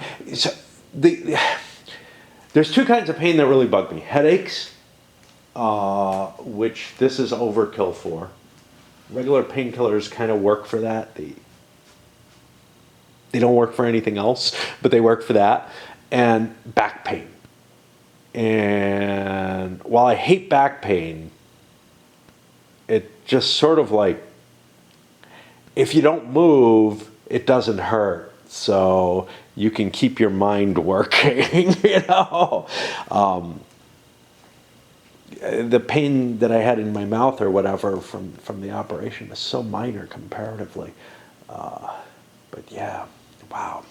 Worst single pain I ever had was when I got cayenne oil in my eyes. And that was just nasty. I mean, that was just like intense, and wouldn't stop the burning and everything. You know, like I say with back pain, it can be pretty damn intense, but you can just stop moving. You can find yourself a position where it's not hurting at all or very much or whatever, and just stay in that. It's not pleasant, and you can't take a shit or anything, but you know. But wow, yeah, the cayenne was really intense. But I wouldn't consider painkiller for that. The intensity was kind of cool. It was kind of like a rush in its own way. I don't know why I'm babbling on this way. Probably because I am drugged and wish I could continue playing, honestly. Okay, Spain opened up, sieging their little town there. It's about a couple hours, maybe lasted 2.5 hours total, the drug effect. You know, I wonder why my wife didn't use that instead. I feel like what she used, which was, you know, is completely legal to buy without a prescription or anything, wasn't, you know, she felt more comfortable, I assume, with the idea of what she went with, like, due to testimonials, but people who succeeded aren't going to be able to give a testimonial, right?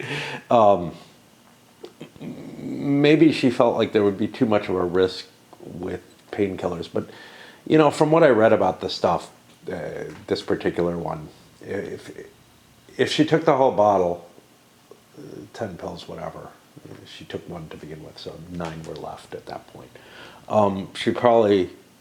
It probably would have been sufficient with her body weight and whatnot. And if it wasn't, it wouldn't have really shown much. Like, the way you die from this is your breathing slows down and stops. You know? And it ain't gonna restart, you know? So you're not really doing a lot of risk. What she fucked with, I swear, was doing permanent brain damage the day that I interacted with her. Anyway, to the English. I think I'm going to play this study technology card. I don't know why I wasn't going to play it. Maybe I thought it was an admin that was required or whatever. I can take a technology from the French. There's only one technology the French have. Well, let's think about this. Let's think about this. Maybe I've gotten more cubes somehow. Oh, maybe I need to run an event. I don't know. I'm not really ready to think all that hard. So this one would be research costs 1 less. As a minor action, you can replace them at the cost of 1. I got 2 or more ideas research, so I could do it. I could grab the scientific revolution. It's not necessarily what I want, but oh no, I can grab the new world. So that's why I didn't want to do it. But that's still not a bad buy. Yeah. Okay. But first, I wanted to peek at these. I'm sorry. Religious turmoil. Definitely don't want to fire that off. Disputed Portuguese crown. I don't care. I really don't care. I'm not trying to hurt Spain particularly. Yeah, I think this is actually really intriguing. So I'll spend 4 and get myself. So the advantage to scientific revolution is I'd be in second place on it. I could get a point from someone. Nobody's getting any points from this, but I want this more because I have goals that head in that direction. I have no idea why I wasn't thinking about this. I think I wasn't drugged yet, but, you know, it's very easy to lose track of things. Running so many countries, whatever. Austria plays a royal marriage into Cologne. Now they're marrying the bishop there, I guess. I don't know. It's kind of interesting because this counts as 1 electorate, and it's got both Cologne and Trier there, which were both electoral sees. I'm not sure I see something else that counted as an electoral seat. So I don't know. I really should look them up to see what they all were. But I was wrong about something, not surprisingly. There's a Protestant marker in Lower Saxony there. So it is not a happy thing for the Reformation. Well, wait, it was 2 or more, wasn't it? The religious turmoil? Yeah, it's got to have 2 or more. So I think that's the only Protestant I have. If Protestantism grows again before that gets triggered, I could have problems. But I've already fired my event, so I can't do anything about it. On to the polls. I gave myself points, but I get a cube of my choice. What is my choice? It's a good question for the English here. I got 2 that would be resolved militarily. A military and a dip would allow me to explore. I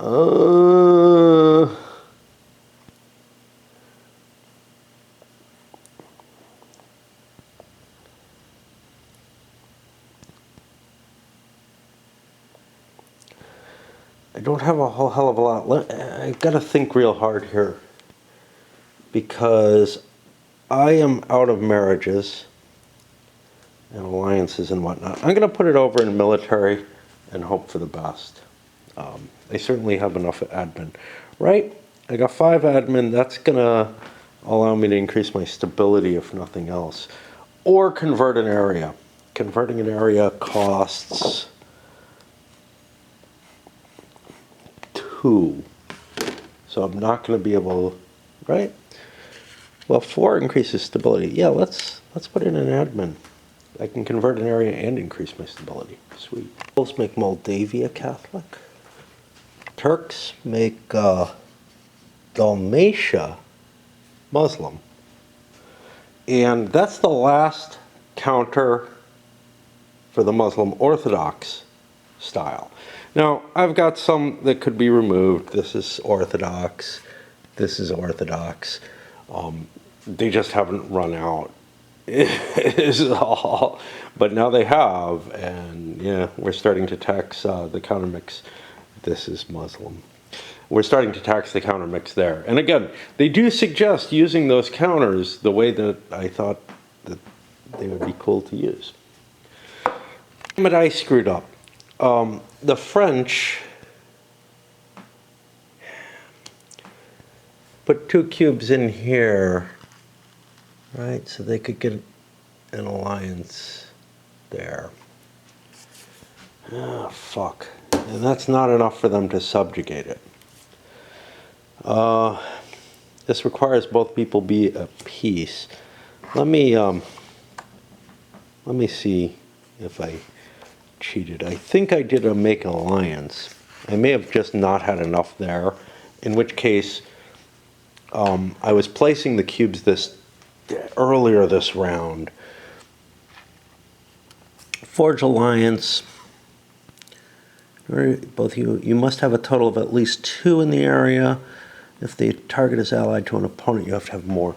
Okay, I think I have to toss another one in, because it happened too long ago for me to just revert it. Although, honestly, fuck it, man. See, the problem is I had the right number, right? Why was it the right number? Because it allowed me to play the card and have a diplomacy so that I could sail out and explore. But I'm probably not going to be able to explore. Anyway, screw it. I'll just say the French fucked up and have to put another cube down. Assuming they don't want to do any of this shit. Well, I only have 1. I wouldn't be facing religious turmoil. Who would? It's Catholics with Protestant. Yeah, it's not going to be the diverse religion people and stuff like that.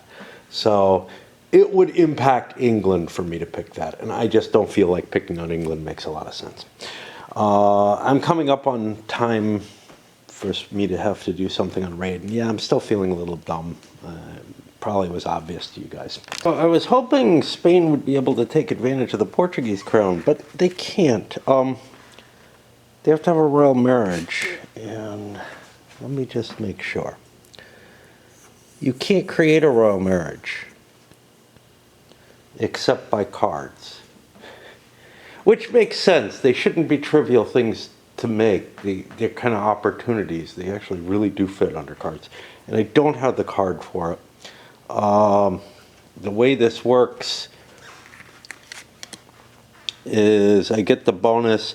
I get 2 cubes in Portugal. Then if I have a marriage with Portugal and the most cubes, I get an alliance, which still doesn't feel like, you know,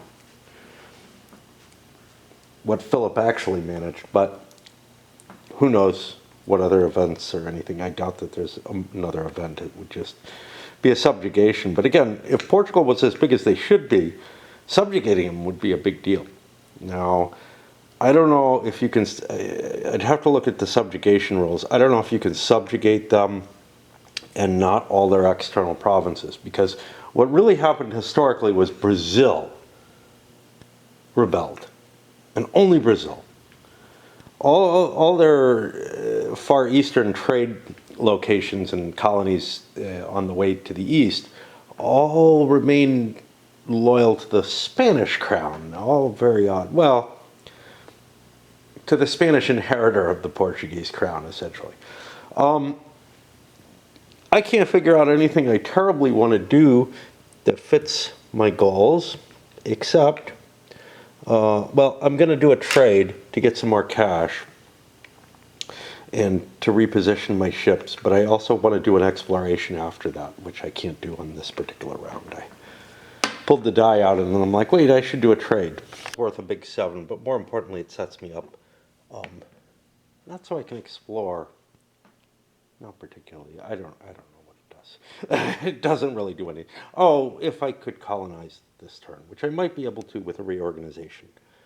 And depending on what I find, it might be worth it. If I do the English, I'm curious about, I'm still going to do lookups live on camera for whatever reason. They seem like really a silly thing to do, but I don't know, it's sort of signature, isn't it? What happens if, and this may not be the place,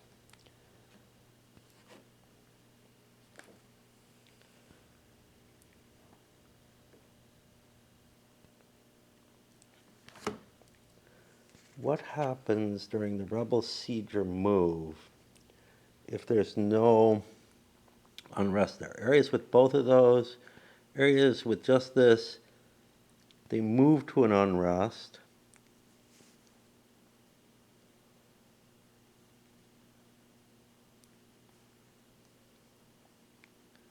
And then might create a fight. But this weird situation right now, because they're embedded there, there's never going to be a fight. And I still don't understand why that works the way it does and what the purpose is there. But that means the English are pretty safe.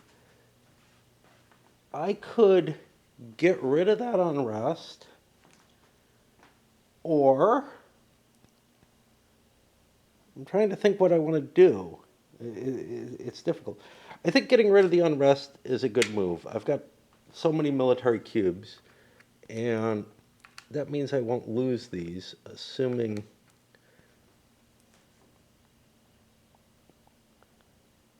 What did I place? I placed in the New World. Okay. And I'm going to want to convert this to Protestant too.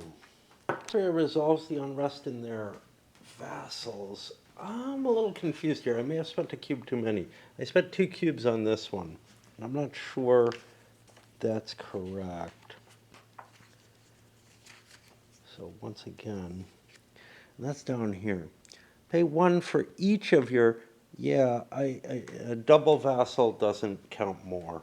So I get another cube back, which might be important because the French may be going to war. Let's do a reorganize. Not sure that I want to use my royal marriage. Well, I'm not going to be able to now. To get military power over, I'm going to be using that to fix the unrest in my vassals. I did check that you are able to commit your army to vassals for clearing their unrest. There are other things where, like the tolerance, where I don't think it applies. I have a fair amount of diplomatic cubes here on, I was supposed to fix my stability, and I think I did something else. I did the religion. That might not have been wise. Oh well. Stability's not that big a problem. It really isn't. I don't want to use military cubes to fix the unrest situations that are all over the place. I'm hoping my tolerance is good enough to deal with that. I'm going to have a whole lot more if things go well. I have all these diplomatic cubes. Now, one of them and one admin are probably going to pull over here if I get enough war activity. But is there anything I want to use my peace cubes for? And, dropping influence spreads cubes around the board that maybe I don't really want to do. Getting a couple influence here would be kind of useful if I get a subjugate card. But without that, I have claims all over the place for interesting stuff. I have an important one for this war.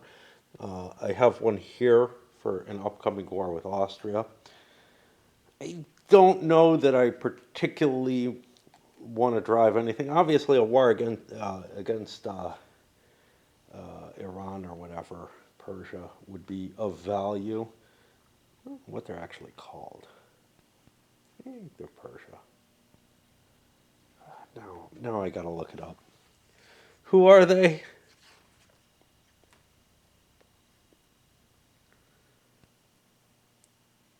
I don't know. They came in on their own.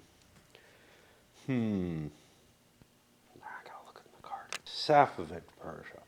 It's weird because there's multiple layers of Persia going all the way back, to the Persian Empire.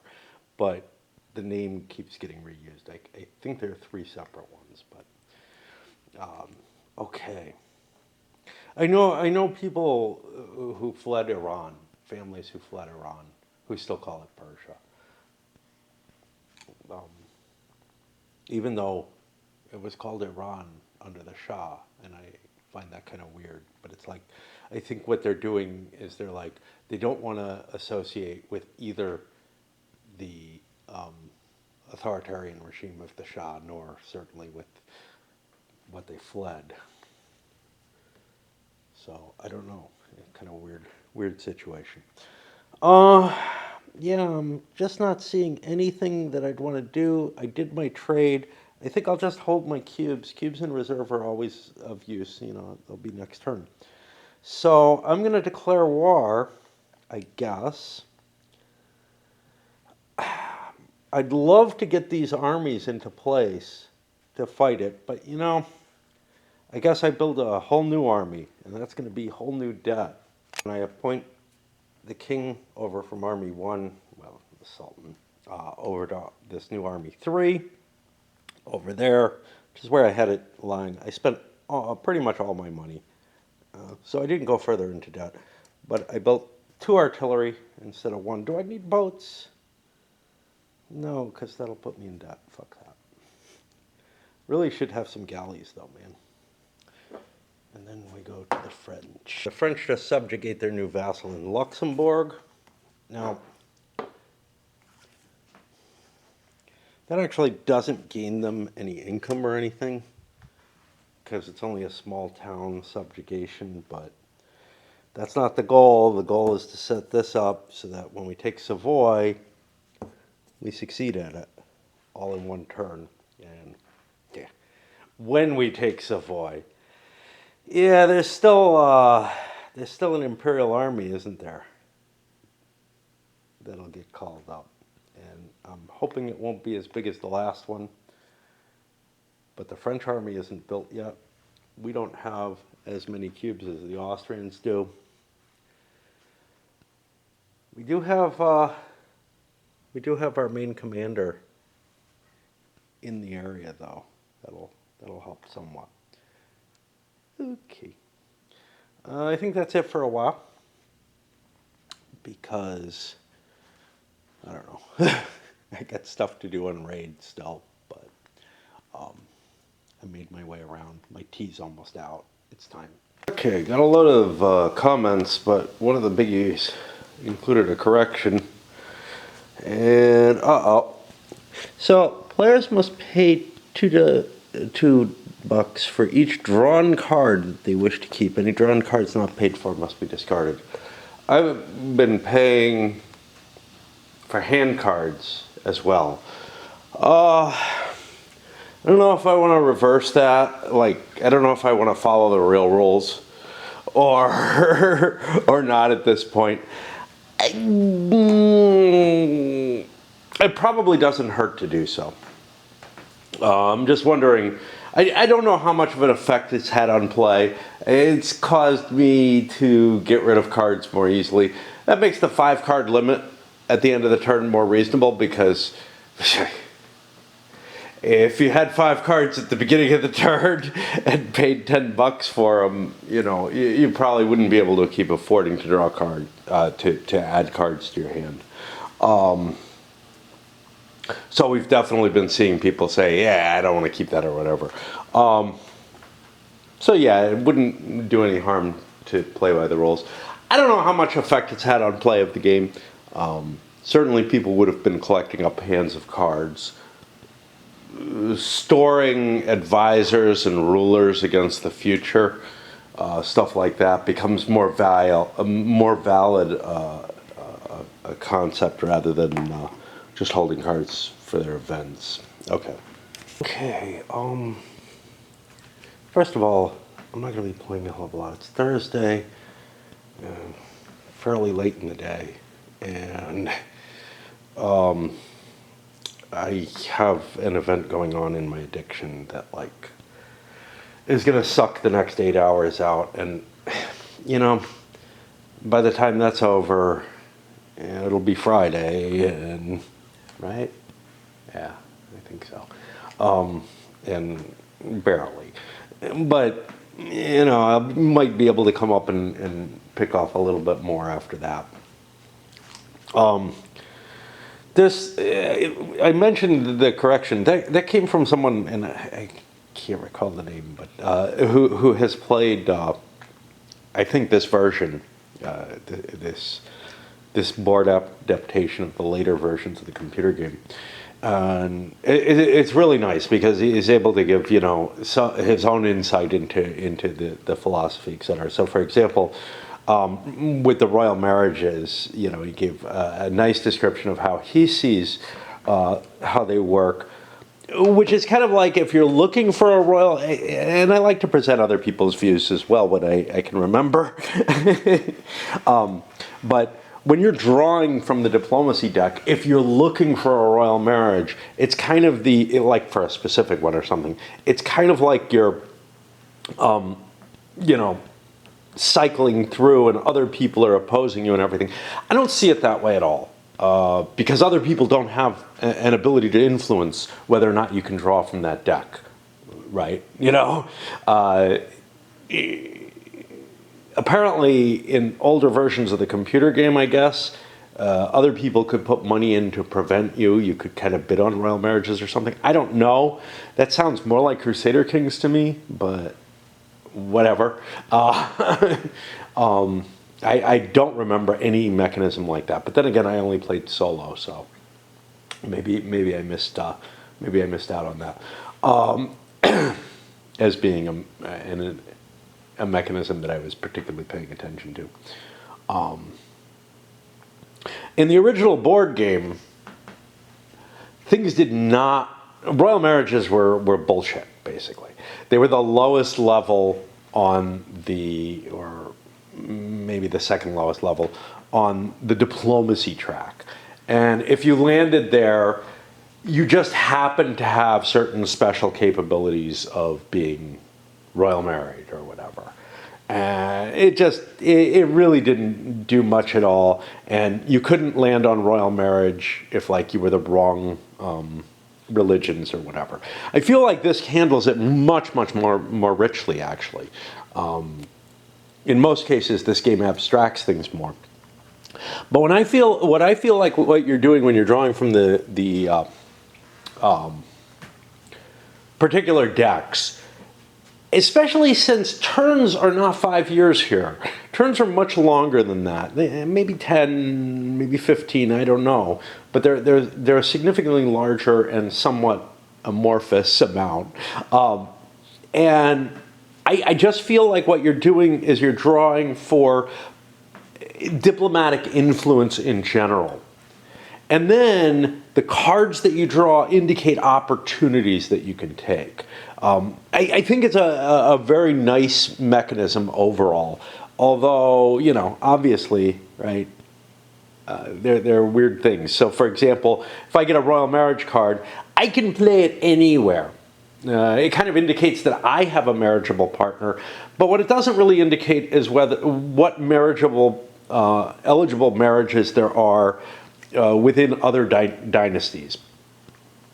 Now, you could make the argument that almost everything has someone eligible, but is it really a royal marriage if I'm marrying, you know, my niece to the king's nephew? You know, I don't know. I don't think that necessarily qualifies. Although, certainly it could get you into a disputed succession situation. There's no question about that. But I feel like, in general, the royal marriages should represent, you know, fairly close to the throne options in general. I don't know. Anyway, going to figure out what Spain's doing. I'm going to probably play around and then get back to my grind. I'm not really thrilled about my grind, but I really kind of have to get stuff done in the next 8 hours or so. Yeah, Spain's facing an icky situation. I could convert this, get rid of the rebellion. I'm going to do instead, though, what I was planning, which is an exploration, because that one unrest is unlikely to make, I mean, it might, but it's unlikely to make too much difference in my situation. Whereas an exploration, I think, has a decent chance. Now, I think my glasses are a little smeary here. Exploration is, I think, yeah. Okay, so that's going to be a piece in an admin. I haven't done this a lot, so I want to, okay. I roll a die. I'm going to continue in North America because that's where I'm interested. There's no representation of the Treaty of Tordesillas. Now, in some ways, I think that's a wise choice because I don't know. I don't know. The old EU had the Treaty of Tordesillas represent basically, well, okay, if you're Spain, you go, you don't have the treaty yet, but it automatically, or more or less automatically, you can refuse it, but it automatically kind of enforces the historical boundaries. Portugal gets Brazil and everything to the east, and Spain gets North America. Well, it gets the Americas. I don't know why. It's advantageous to both countries to have it. But, you know, if things had, especially in 1444, if things had gone in a different direction, it would be quite possible that, you know, the world would be set up very differently. For example, Portugal has no interest in the New World. Apparently Henry the Navigator never showed up, and I don't know, you know, Spain would probably have some kind of bonus elsewhere. Okay, so we got an Area 1 roll. Area 1 means very little that we want, I think. Pernambuco and Bahia. Now we're looking at the Spanish Main here.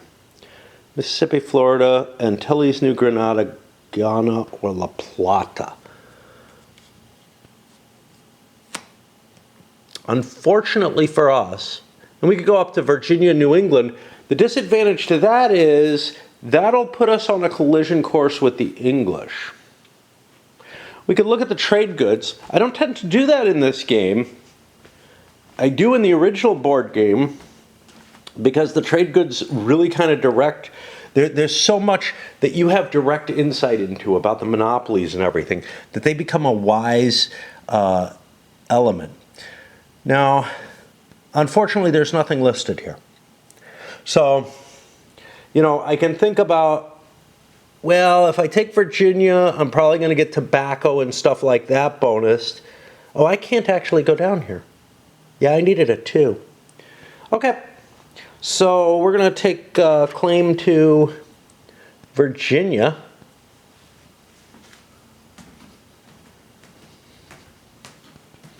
Now this allows us one more thing that we can do in this turn. We can reapportion and form a colony, because we have 3 colonists and 1 cube, but not yet. Okay, I'm blathering way more than I should be, because, you know, the longer I spend away from the game, and I spent a lot of time playing my raid, the more I have to kind of grind my gears to understand what the hell's going on. The English have 2 things here. One, they have the Church of England issue.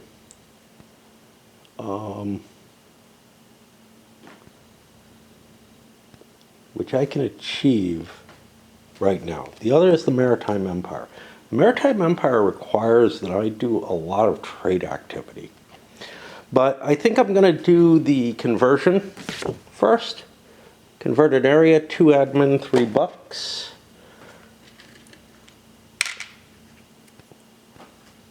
And put Protestantism here. Now that immediately succeeded. So I get 3 prestige. Because the only area I own that doesn't have the religion is Ireland, and that's fine.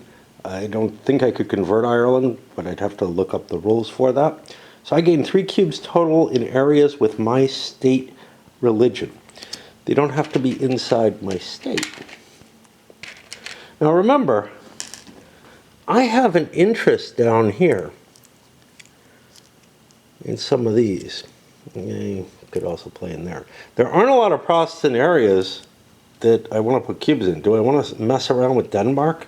Not really, but do I want to mess around with the Dutch? Yeah, I don't know. The fact that Protestantism has not spread makes this very difficult. I mean, Denmark would make a great ally, right? I'm going to put all 3 cubes here in the Netherlands. I know that I've got interest in that. Why is Austria in a tricky position? So, I don't know how much I'm afraid of France, right? France hasn't done anything, and my reaction to upgrade the Imperial authority was not necessarily a move against France and or Poland. But, you know, cubes start making their way in, well, not so much by the French, but cubes start making their way into the Imperial territories, and I start feeling kind of a little queasy about it, whatever. The English are moving in too. So I need to deal with that. Heading towards my goals, I'm having a hard time figuring out a way to go for them. What else am I trying to do? Well, I might be trying to prepare for a war again with the Turks, but I also need to prepare for the 30 Years' War. What is this going to do for me? I could get a general. I don't have an army. Not much. I really don't have much that I want to do. I don't have areas to convert. I don't have areas in unrest. I think I'm out of alliances. The only ones I have are over there. I could drop cubes, but dropping cubes is problematic. I could increase imperial authority. What am I going to do with my military cubes? Do I have a war I want to start? Yeah. That's asking for it, right? Well, I could go to war with Venice.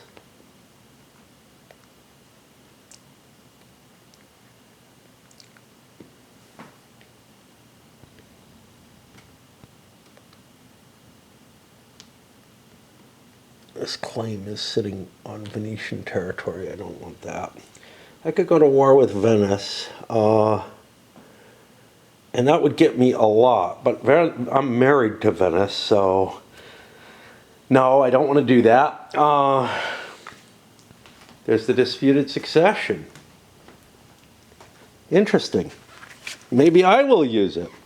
Pick an independent realm with one or more marriages on it, flip these over to the disputed, take a free declare war targeting only that realm, gain 2 cubes.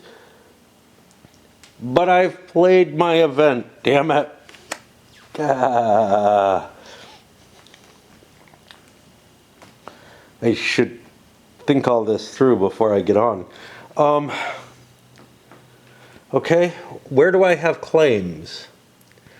I have claim to Hungary. That doesn't really help me. I have an alliance with the papacy. That is something I'd want to vassalize.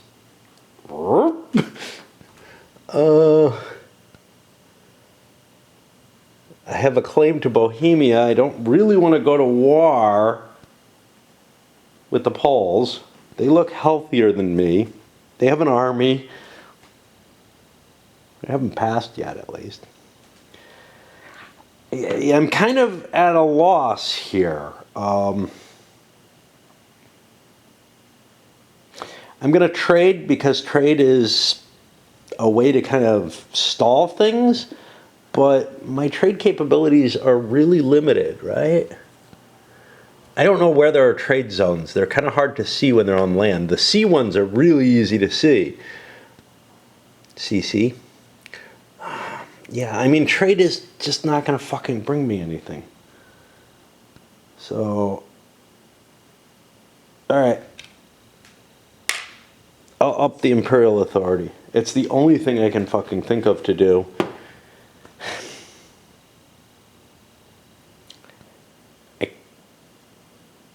If I pass, and I mean, this is probably not foremost on my mind, but if I pass, I can't defend Imperial territory anymore.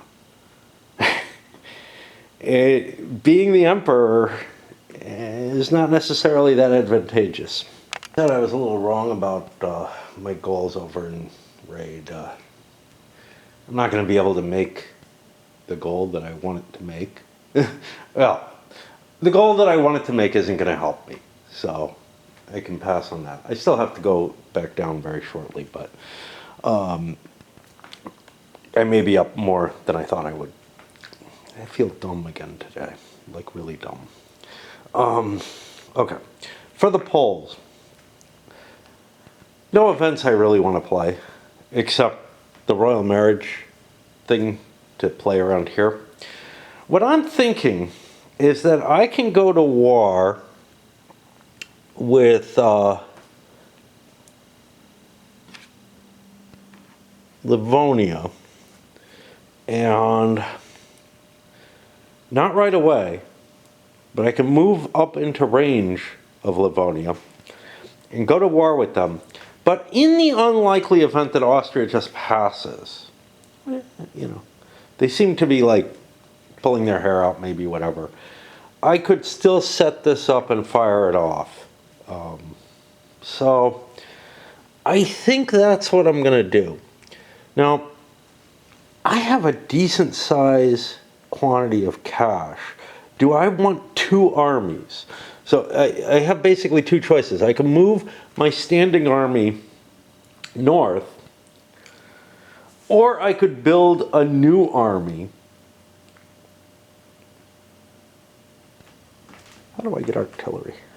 Artillery is going to cost me 5 military. I don't. I never get artillery unless I pull a card that gives it to me. You know, I mean, it's like, it's so expensive.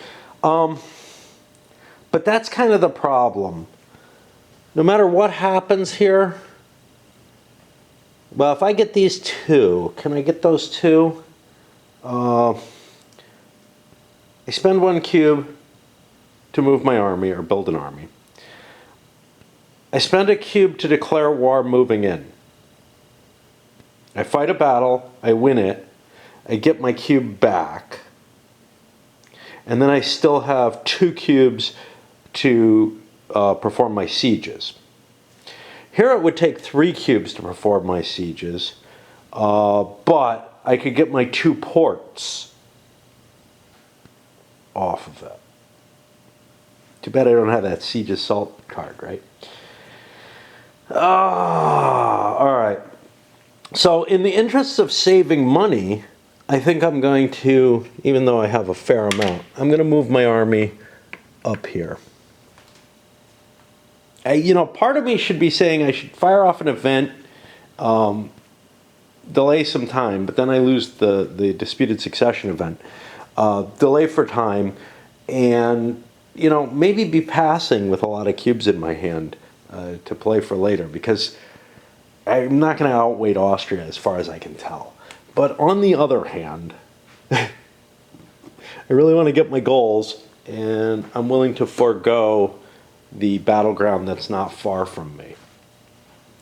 Too bad Bohemia is not. Like, it was an elector, it isn't anymore. Because it joined Poland. Keep in mind who the papal controller is. That's hard to remember. Right now it's Spain. There are certain advantages to being papal controller, which could apply. Certainly not Turkey, who I was thinking about and thinking, oh, I wish I was the papal controller. But, yeah, declare a crusade. Turkey declares a crusade. I mean, they should be able to. Yeah, I'm declaring war. And marching into here. Well, first we check, we make sure there's nothing that's engaged. I march into there. So there are 2, 3, there's a size 6 army there. A size 6 army. We're going to need little meeples for that.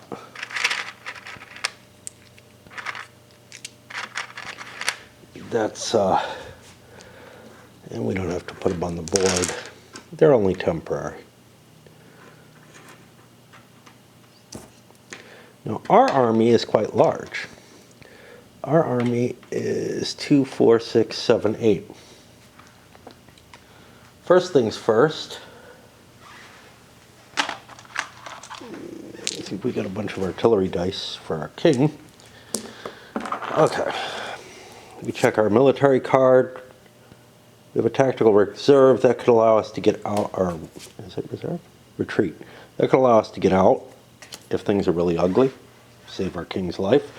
But there's enough here that, oh look, we're facing a real general. Oops, the Mamluks have a commander. All right, let's look at my dice first. I get 3 dice. Nothing's going to be taken off of them. Plus 3 artillery dice. And I cause 2, 3, 4, 5, 6 hits. I have just destroyed the Mamluk army. Whereas they lose a die due to my special forces. They have no cav, so these cav dice don't really help. The Mamluks had a lot of cav. They miss. So that is a complete victory. We get our cube back because war perpetuates itself.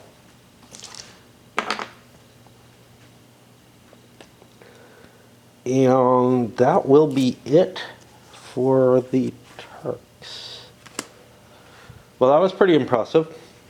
But now it's going to cost me 2 cubes to conquer all of that territory. And then I move in, I fight another big battle. And again, 6 dice, yeah, or 6 units I'm facing. And It'll cost me 2 cubes to conquer that territory. I'll take half of the Mamluk territory, which all too often is what ends up actually happening in the original board game. But historically, I think they fell almost immediately. Like, there were 2 battles, if I recall correctly. Not exactly an area of expertise. Do I have an area of expertise? No, not really. The Pope moves on. I mean, it's kind of funny because I like to think that, you know, I know certain things. For example, I probably know more about the Holy Roman Empire proportionally, you know, than most people. But, I mean, big errors there, right? Like the fact that Brandenburg is already an electorate by 1444. I did not think that was the case. You know, I can't put my finger on some things. There are similar things with the history of the kings of England, where I've just been in conversations where I'm like, oh fuck, yeah, you're right. Wow, how did I forget that? You know, so it's almost like I have a somewhat deeper, broad overview than a lot of people do. And I mean, yes, the majority of gamers probably, even war gamers probably, don't have a really good grasp on this period. But you would think I would, right? Like, I should have the kind of grasp that the people who are really into World War II have of World War II, you know, or at least close to it. No. France is about to hit the tipping point here in terms of declaring war on Savoy. All right. If I do that, Austria will probably react. There's a reason they upped their imperial presence, whatever, which means I'll be facing the imperial armies. That's bad. It's definitely bad. But so what I'm trying to figure out is, if I do this, what do I want to do to make it the most likely to be successful? First of all, I have to build me an army, which is going to put me in debt. Great. Just what I wanted. I already have a little bit of troops here. I have a whole bunch available to me, more than Austria does, although Austria is going to get the imperial troops, which will probably outnumber me. I don't know the calculations on that. Imperial manpower equal to the emperor's total cubes in elector areas, including imperial cubes, is added to the imperial force pool. Okay, so the imperial cubes are kind of low, and elector areas are all going to have one of these on them. So Rhineland has 2. This has 2, but I don't know if it's an elector. I don't think so. It is. It is. So that's 4. Saxony is an elector. What the hell? Now I'm at 1, 2, 3, 4 electors, plus Bohemia. I'm confused. It's so hard because seeing these little elector symbols, they're very, very difficult to notice, and there's no list of all the electorates that I could compare it to. That would be a really helpful thing. If I had the board open, you know, cleared, I would make that list and add it to the game. It should definitely be here, somewhere in here. Somewhere. It's not.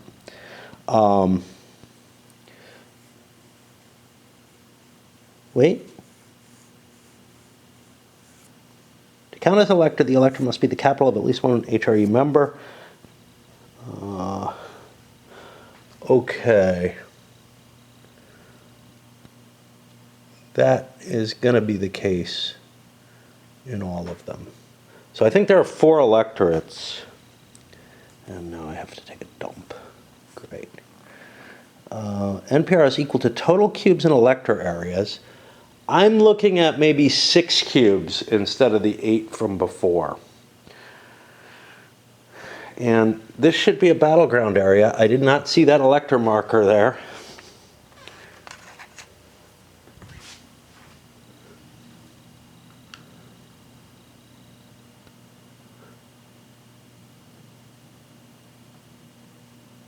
Okay. And Bavaria is definitely not an electorate yet.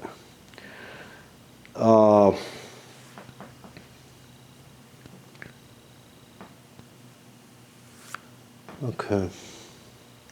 What am I trying to figure out? I don't know. I can't think when the poop is starting to come out. All right, I gotta come back. I can't think straight. It's kind of the excitement of playing that triggers a bowel movement or whatever. I'm guessing that kind of thing has happened. But it reminded me of a story I think I got way back in high school health class about an arsonist who they caught because he would take this big old shit every time he, set something on fire, just from the excitement of it. But the way it was portrayed in the class, at least, and these kind of things are all second-hand, third-hand. I've had people teaching classes tell me completely wrong things, but was that it was a sort of a sexual excitement from it. Now, I don't know, maybe they had some sort of other evidence, like, within his confession or interviews or whatever, that led to that. But I can assure you there's nothing like that here, And in fact, I can't think of a time when I was sexually excited and had to take a shit because of it. Like, that kind of excitement just doesn't do it. But on the other hand, other kinds do, and gaming is one of them. Because I'm at the point where I'm trying to figure out, something relatively major, which is the French going to war. This is one reason not to play with others, right? If I get too into the game, I'm going to have to, it gets to be my turn, I got to make a big decision, and I got to use the bathroom. No, I could have held it, but, it's annoying to try to think while, Anyway, so the point is the ordering right now. What do I want to do with the French to get their ordering in the best shape for facing the Austrians? Austria has an army. Austria has no army. They have a fair amount of troops. I have very little army. I have to build one. I have a pretty damn big amount of troops. I have more than the Austrians do, but maybe not when I count the 6 extra that are going to come. If I declare war right now, I can build my troops. That gives Austria some definite warning. If I build up a huge army right now, it also gives Austria a warning, and they can prep as well.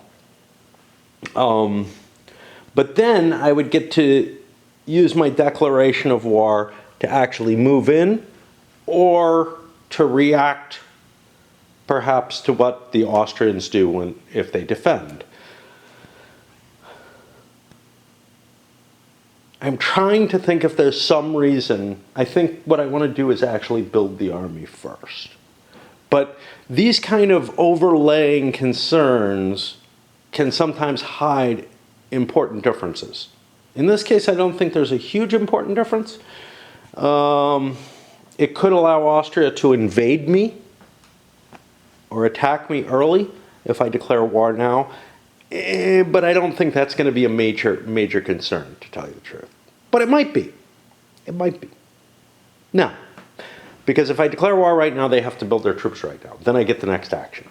If I don't declare war right now, but just build my troops, they can build their troops.